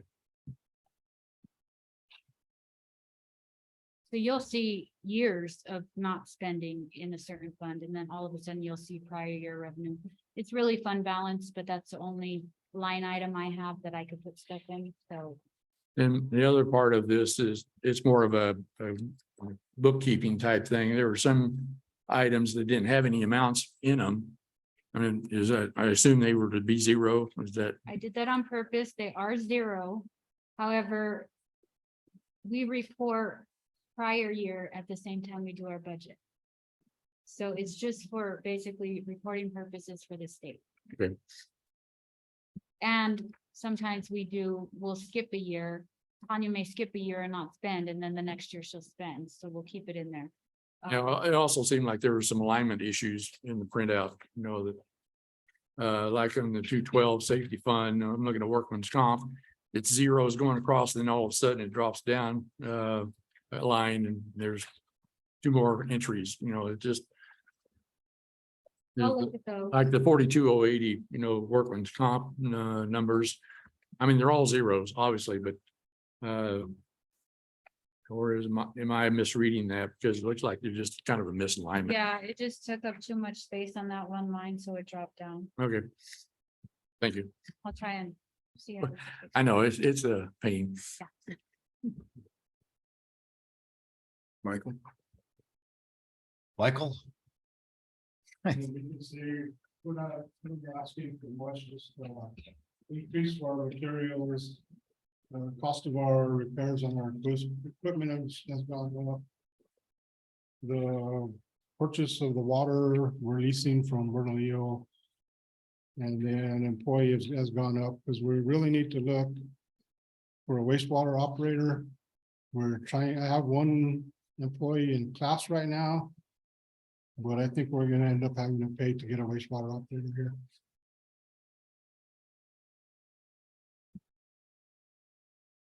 Could you repeat that? I just didn't catch what you said. Oh, the wastewater operator? Yeah. We put money in here in case we have to pay a little extra to get one in here. Because we're not able to find one right now. We can't compete. Okay, There's a big shortage of them. everybody wants to get into wastewater, huh?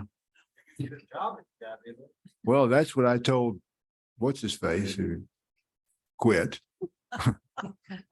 Yes, Melanie, Mel. Thanks, Mayor. Just under contractual services again, last year it was 61,583, and then there's no projected for this year. That was either the. Wasn't that the parking lot?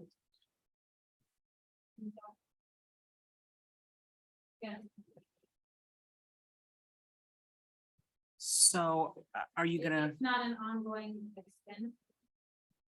the contractual service? Parking lot at your office and here, is that right? I know you needed someplace to put the phone. That was the ADA. Yeah.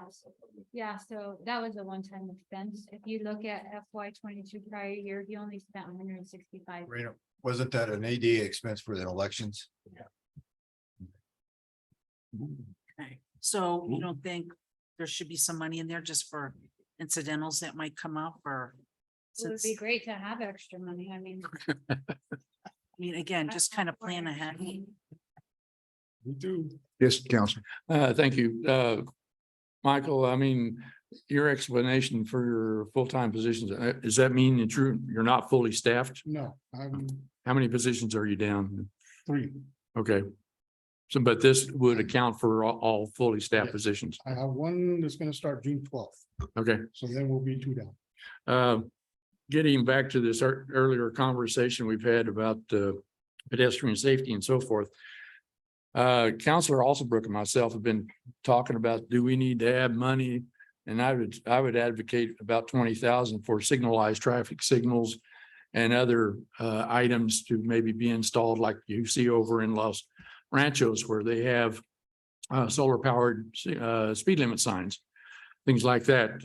It seems to me that we do not do that throughout the village. And I'm wondering if maybe we should add that into the public works account to pay for those kind of devices and installation.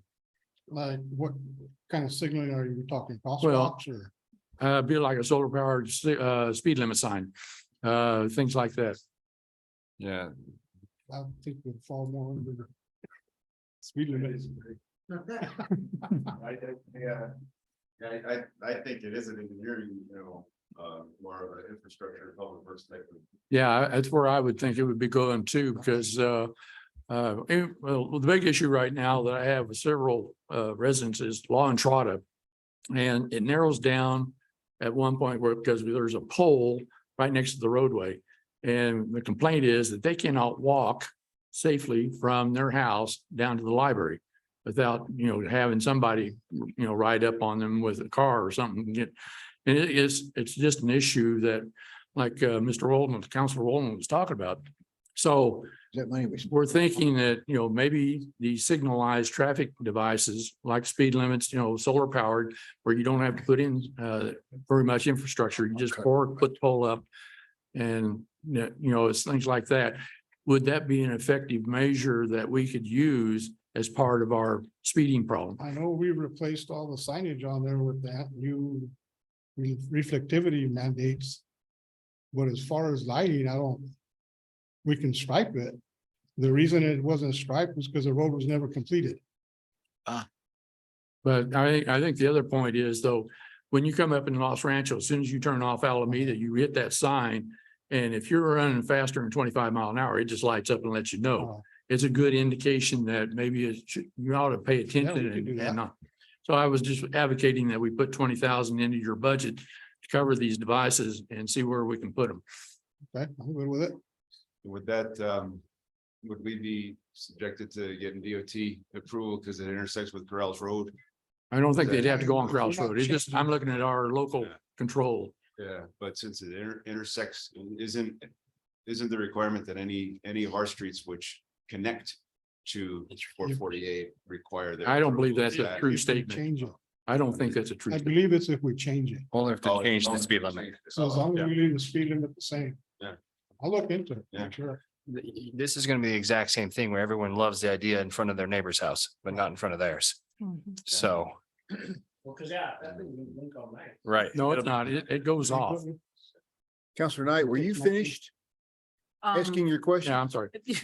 I just, well, it answered, it was a one-time expense. Yes. But, my thing was, shouldn't you put something in there because again, when you make your budget for your homes, you always have something extra just in case you need it. And last year it was $61,000 and now it's zero. So I just thought, do we need to put something in there? That was for the, It's just a one-time that was for the expense. voting to make the rec center and the senior center or the community center ADA compliant.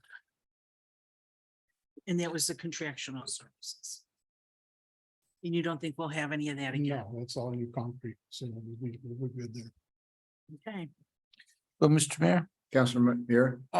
on your point though, looking ahead, we don't know what we're looking ahead for and Bill, you brought up that next week we're gonna have a big discussion on that and maybe we should say we should have put 20,000 in last week or for something. Well, we don't know what we're gonna be talking about or what we're gonna be thinking about. More than likely, we don't know what the answer is, but I just don't know that your point is well taken about we should put something in there for our discussion for next week, so we don't have to come back and redo the budget at that time. Mr. Mayor, I don't know how you think about it. Well, I'm You taking. you the have a question. recommendation? Oh, I'm sorry. Ms. Counselor Knight? Mira, you were finished? Yeah, I was kind of. Are we talking about? We may be talking about two different things. Sorry, I was responding to Counselor Mira. Yes. Go ahead, sir. I just didn't know what Counselor Knight was talking about. Putting more money into for ADA expenses or parking. Well, it lots. doesn't say And ADA. Counselor Murray was talking about signage for the. Right. for the Speeding. roads. Right. Yeah. so Two different So things. two different- it was two different things, but the line item just says maintenance, right? It says contractual services. Yeah. Well, do you wish to put some money in to cover items like signage or? I would like to at least see 20,000 put toward that, and if we don't spend it, we carry it over and it's just an item that is part of this action safety plan. There are all sorts of ideas floating around, but I think these solar powered devices are well worth the money being spent. And especially if you go on Loma Larga and if you have somebody passing on a double line, there's a speed limit sign saying you're exceeding 30 miles an hour.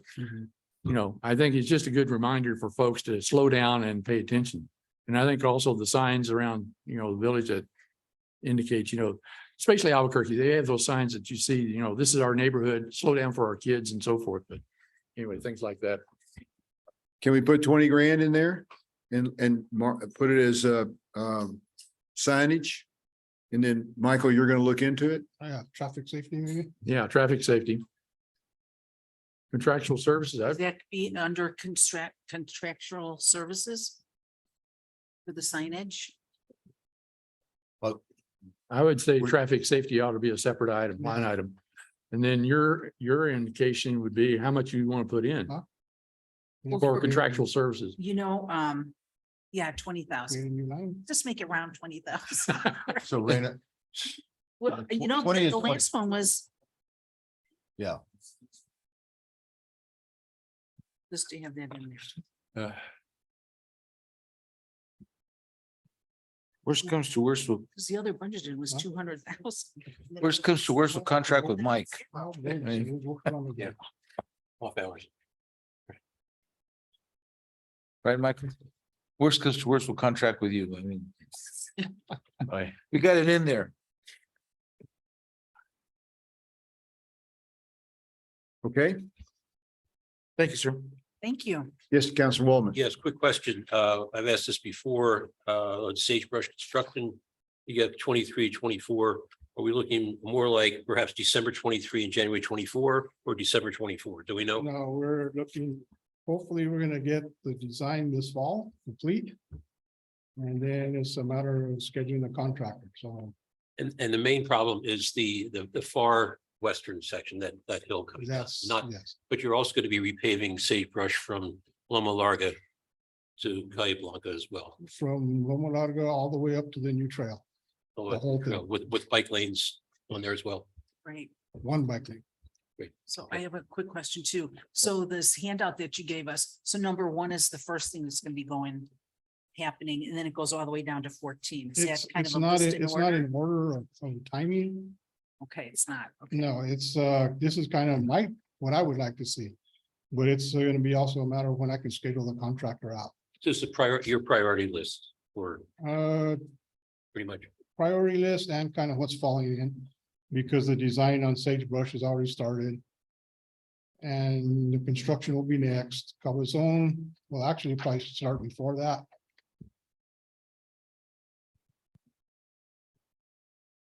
Council Murray, were you getting ready to ask a question? Well, if everybody else is done.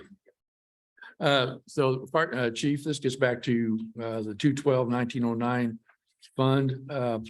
So I see that we pay FICA expenses, but we do not pay for para or healthcare dental on some of these budget items. Is there a reason why we do not pay for those? Well, the officers, they work overtime like that. Based on their annual pay. And it's benefits. It's the.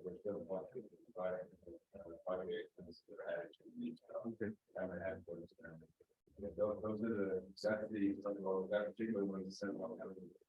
DWI, yeah. That's also slowed down a little bit, starting to come out of the pandemic related issues with our operations there, but. We were gonna do a checkpoint and Rio Rancho, but Rio Rancho being there half of the day. We're trying to get back in one. Okay, the other question I have for Raina is on the Economic Development Fund, 215-1210.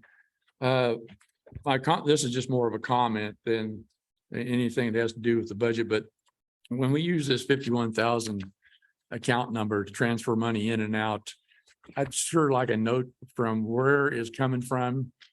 Basically, yeah, it's 51,000, maybe the account, but if it comes out of general fund or if it comes out of something specific, a note would sure be handy to indicate where that money is coming from. That is on page before page 1 on the summary sheet at the bottom. That's where all the transfers are. They're all coming out of general fund and into those 4 funds. The only other transfers I have, like the judge had one the other day, that's not an everyday kind of thing.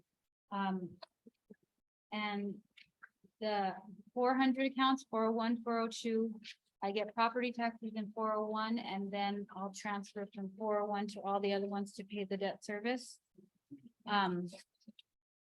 Those are the only other ones, but from general funds, they're all on that first page. Okay, yeah, I just see it every time and then I just wonder, well, did I miss something, where it's coming from and so forth? Just a note is all I was looking for. Yeah, no, most of them are on this first page, except Okay. for, like I said, debt service. So since we're on this fund, can I ask, I saw Main Street asked for an increase in their budget for this year from 45 to 55. I'm not sure what the process is for that, but I think they've done a ton. I think they've done a ton over years. I think this is where that goes, right? Is this fund, is that 45? So how would we address, my suggestion would be we do raise it to at least that 55. If not potentially more, because what they're doing in the village right now has been really beneficial. And with GRT being our primary source of funding, everything they do probably pays back in multiples. I would certainly like to have a discussion about that.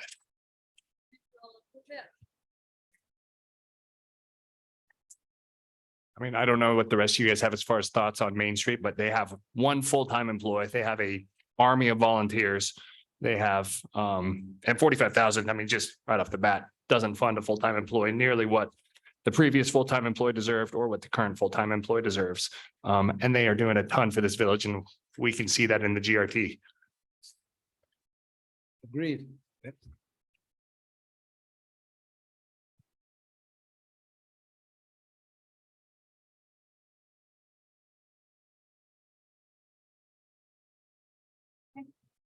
Do we want to talk about general services?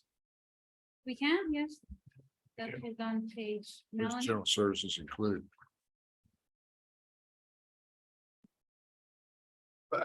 What page is it for you, Raina? 14. Yeah, 29 for ours. 29. Yep. 21 for me.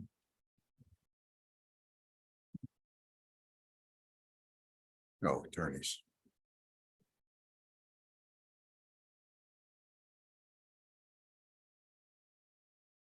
We didn't make many changes on 101-2900.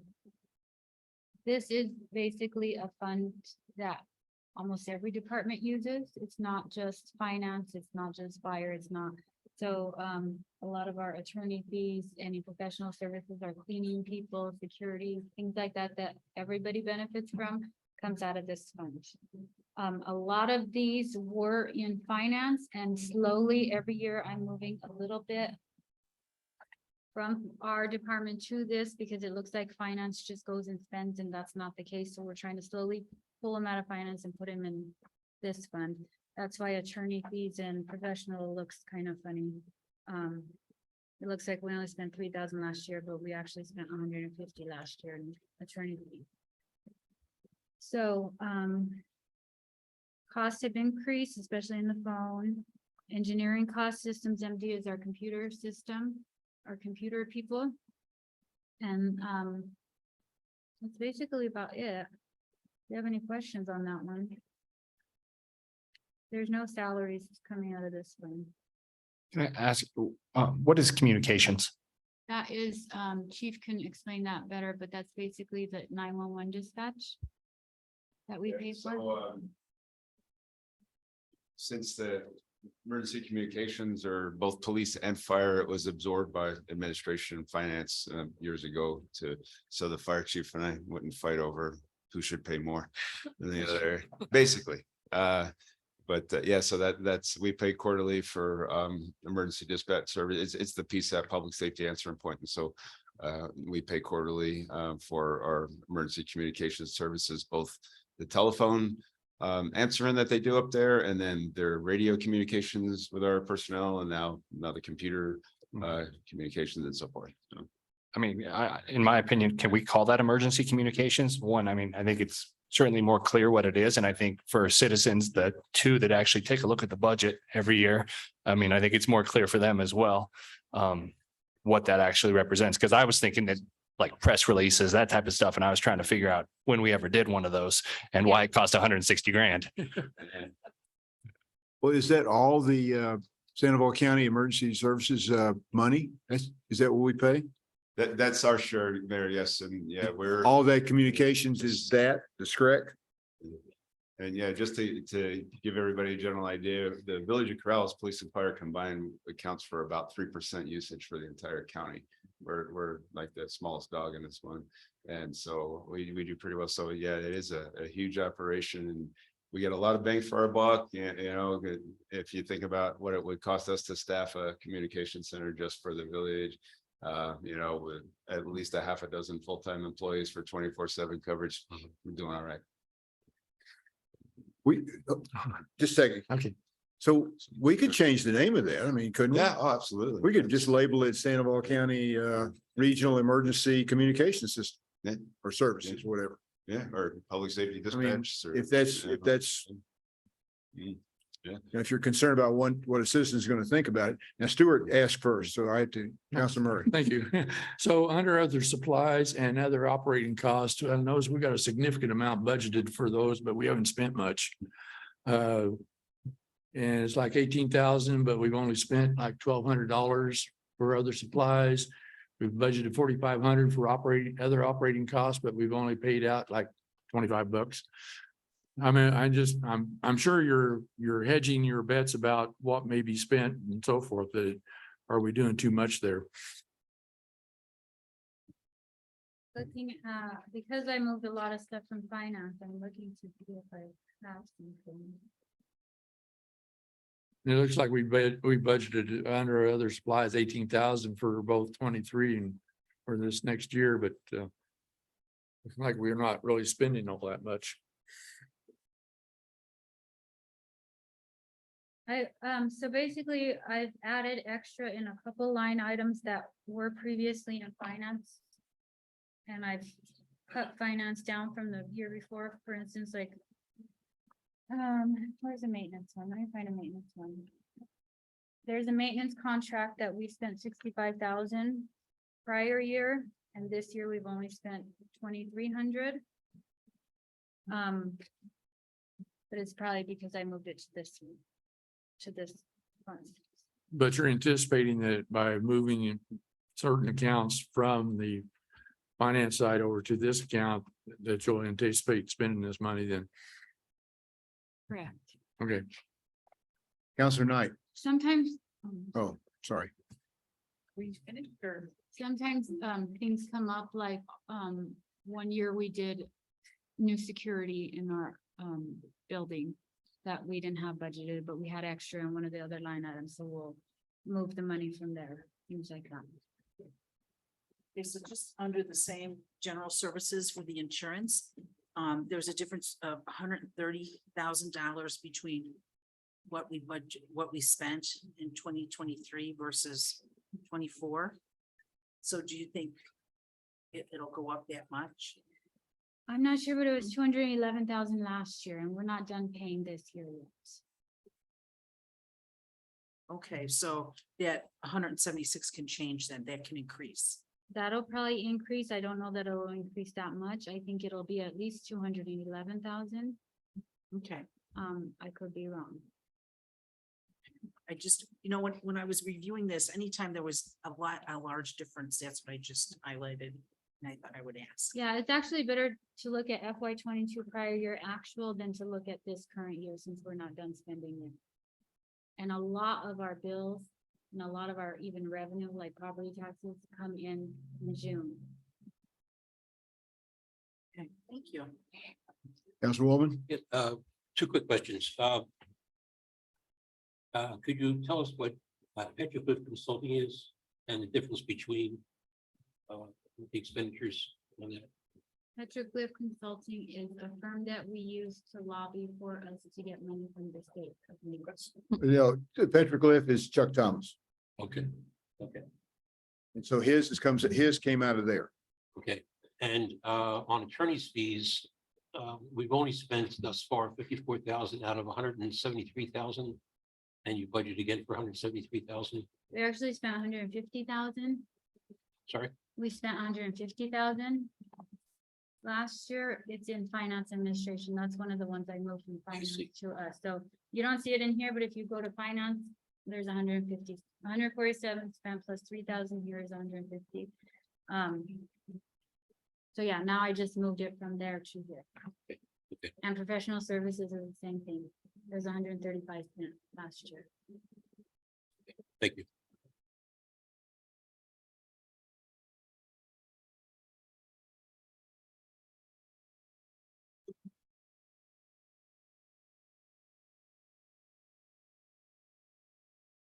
So.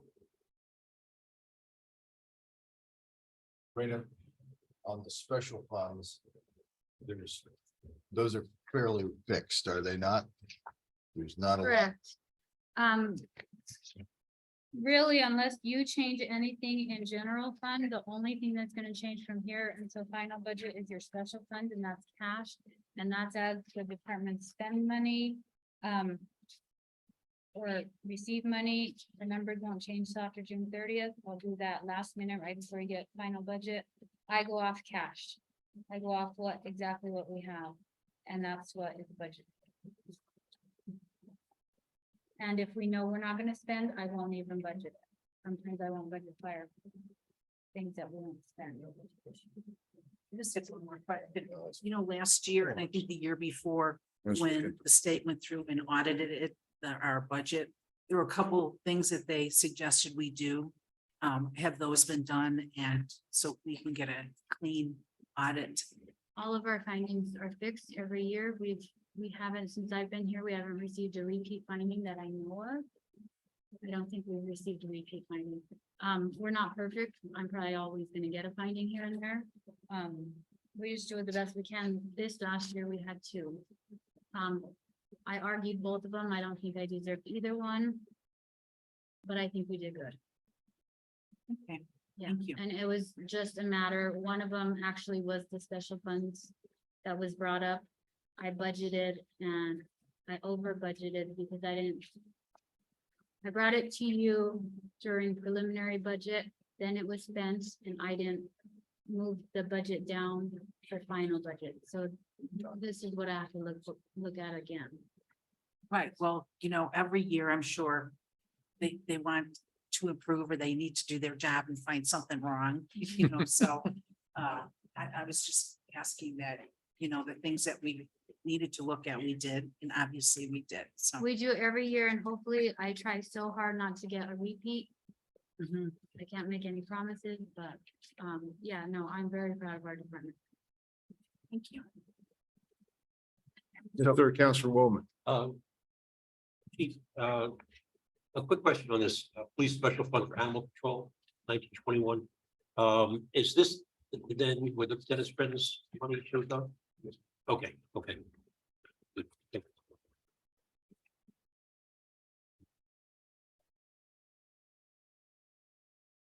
Okay, any more questions?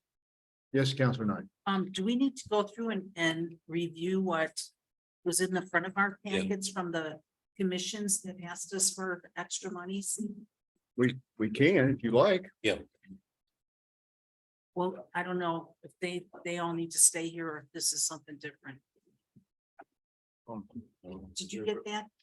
Like from the Yeah. library Library board and the equestrian Yeah. committee? Yeah.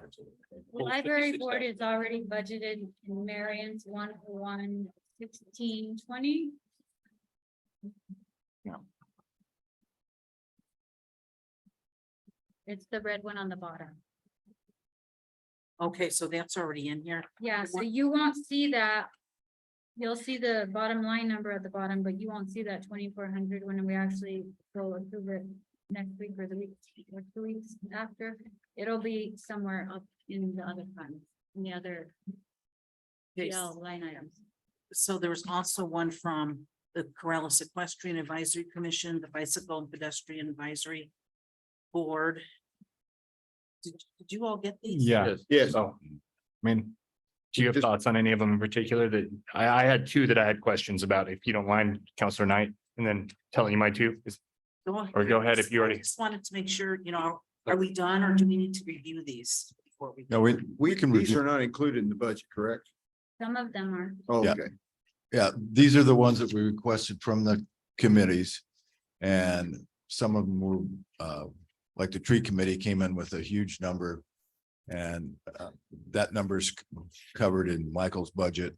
Right. But yeah, we can review them. Some of them are, well, like the tree committee's way down to like, it's a very low number.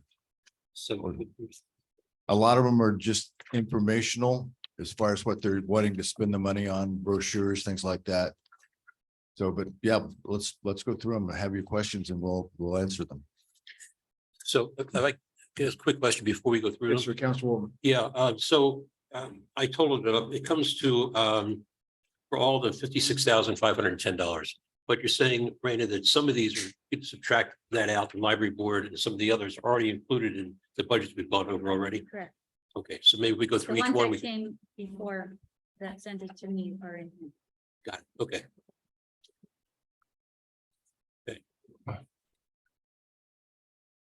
Mayor, can I ask my two questions about?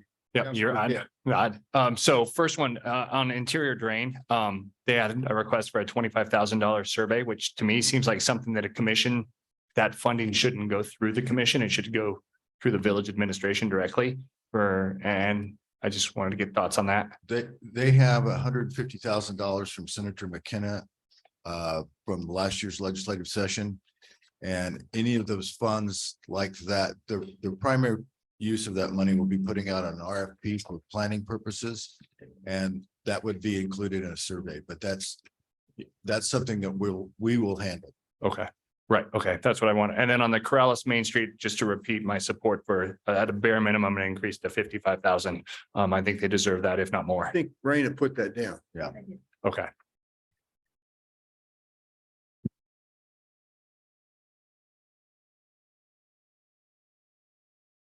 Okay, If we're gonna move on. yes, sir, Councilor Mir. Thank you, Mr. Mayor. We're gonna move on, going over to 212, the Traffic Safety Fund. Usually they just, give out money for quote DWI issues and, I noticed they had 10,000, we only spent 17 in the prior. Is it, one of those kind of, if you don't use it, you lose it, so might want to address that. So, some of the operations slowed down during COVID, of course, so we didn't expend all of it. However, we're actually in a holding pattern right now because DOT decided they didn't want to reimburse us the 7.65% FICA taxes that they would only reimburse the actual salary of the officers and for them to work the overtime. And I told them, as interested as the village is in traffic safety, we can't take a 7.65% hit on these things. So it was a whole can of worms. Obviously, we weren't the only agency doing that. Every agency, who's responsible to their citizens is doing it, right? So there are several agencies right now not working it at all. We're one of them. So we're not going to expend the entire amount, if any more, this year. Yeah, I don't blame you, but yeah. the statute is real Yeah. clear about Yeah, how but- they're yeah, supposed no, to and spend we'll- their money. Yeah, right. And if we lose it, we lose it. I mean, but yeah, you can't lose what you never had. So. Well, that's true, but maybe you and I will talk about it, because, Yeah. I carried that first statute when they first brought it out, so Yeah, I'm real familiar with it, and I didn't know that they did any amendments to it, so yeah. that So, part is not in, so that's why I noticed that she was could come up with another $8,000 on that particular, well, you and I will talk Yeah. about that then. Sure. Thank you, Mr. Mayor. Mhm. Anything else? I think we have a couple more committees. We just need to see if we have a couple more committees that had requests that we need to see if we're going to fund them or not. The Bicycle and Pedestrian Advisory wanted $750 for signage around the rec center for trails and to put signs on crossings around the acequias. And I know they did an activity like 2 weeks ago for that. Giddy Up and Strides is $400. So the total would be $750. But don't they usually come and ask us when they're getting near the activities they're gonna? Well, we asked them to give us a budget, so we weren't surprised. We had. Now, an issue with some of this Christmas stuff, already. I'm concerned about the signage on the acequias because, the MRGCD has not been terribly excited about. Right. I'm not sure whether they mean, temporary signage or permanent, what kind of signage, but anyway. And the Ride, Strides and Giddy Up was worthwhile, I think. Yeah. So I agree. 750. I'm not sure what fund you'd put that in, but I could put that one in Lynn's, or I could put it with finance. The committee could also request those funds from the Lodgers Tax Board for any events that bring people into the village. So the Lodgers Tax Board, now that we've been really going after those funds a little bit more, we're seeing those funds start to build back up in the Lodgers Tax Fund. So they could request that from the Lodgers Tax so Board. this could qualify for lodger's tax. The Ride, Strides and Giddy Up could, not the signage for the trails. Well, how about with the Equestrian Advisory Commission, they're looking at the Christmas Same thing. and the ride in, route up and so forth, and they thing. requested $2,500 for that. I mean, their total budget ask is at $3,860. And some of that is signage and for equestrian safety events and so forth. And I didn't realize they were paying rent for meeting space. I didn't either until I saw this. So which meeting space are they renting? I believe they are meeting at the Flying Star. in Well, that's convenient. Albuquerque. And yeah, yeah. Wow, Yeah. bougie. Yeah, because the only night of the week they can meet is Wednesdays, and there is not a village facility available on Wednesday nights for them to meet at. Okay. Okay. That's where they're meeting up. That was the last I heard, was Flying Star. Is that kind of Carol? Yes, They were meeting at the rest. yeah, I don't know. Oh, that's awesome. Yeah, But anyway, I don't think it's a total unreasonable request for the 3860 to be added in either. For the equestrian group. I mean, if they can take the 2,500 and come out of the lodger's tax, that's great. Then that knocks it down to a reasonable amount, maybe over the 1,000. head of the Lodgers Tax Board did say they typically don't award the full amount that's requested. So if they go and say, oh, we need $2,400, they may go, oh, we'll give you 2,000. Why are they so stingy? I mean, if the request and the money is You know- there and the lodging tax is to be used for these things, why are they being stingy? I think part of it is we haven't seen as many funds coming in over the last couple of years because we haven't had the staff to follow up and make sure that they're being paid. And now we do. And in fact, we have a line on a program that could possibly help us even more with that. But the senior citizen center has already been covered, 3,000. So that's out of the thing. And it also seems to me that the interior drain had two requests, one for 5,000, one for 25,000. The $5,000 request was for proposal expenses. All of that would be covered by their 150,000 grant. Yeah. So they technically didn't need to request those funds because it's already available to them. And we've already told them that the village would handle those. I think the bicycle and the equestrian is a reasonable request. In your Main Street. I'm game for that too. Okay, Mr. Mayor, real quick, yes, sir. I promise. Am I But putting this back? one's more than, Sure. go ahead. Yes, sir. Oh, 262, I saw the American Rescue Plan, good for 1.6.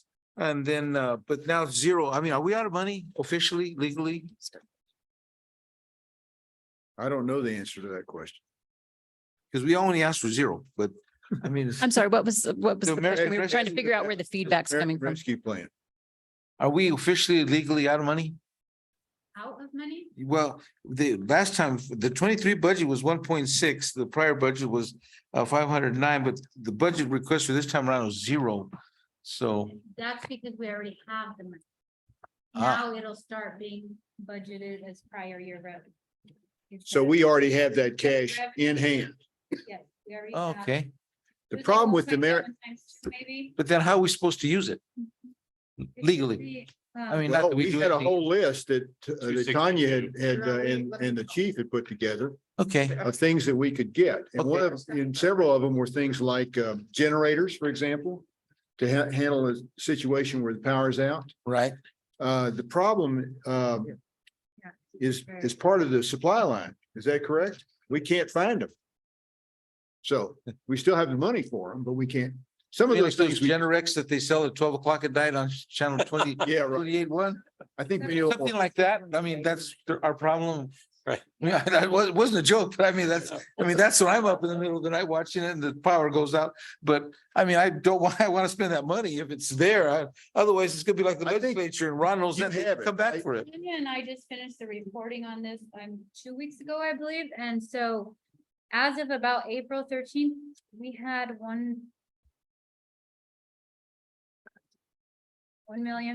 1,581,212 What's the time on that? to spend until 2020. So it has to be encumbered by 2025. Okay, That means, Okay. and spent by 2026.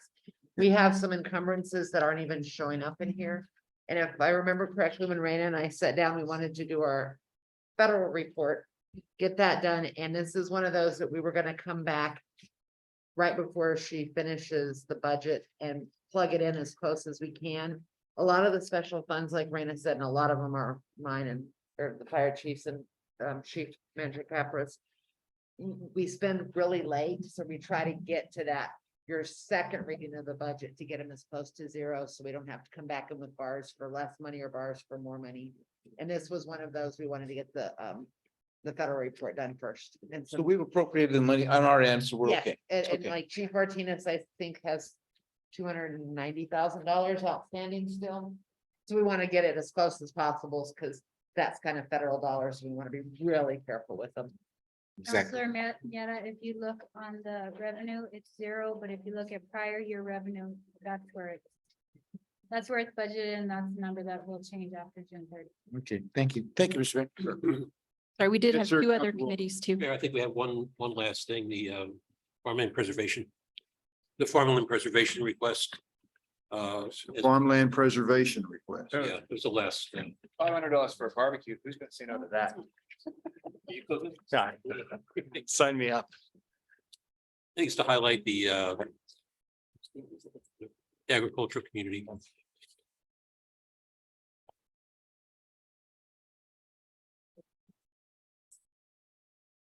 So how am I missing that?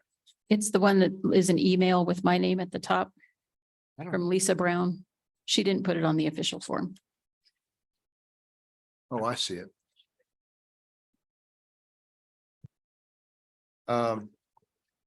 For a dinner? For the invitations for the dinner. They know they can't spend the funds on the food itself.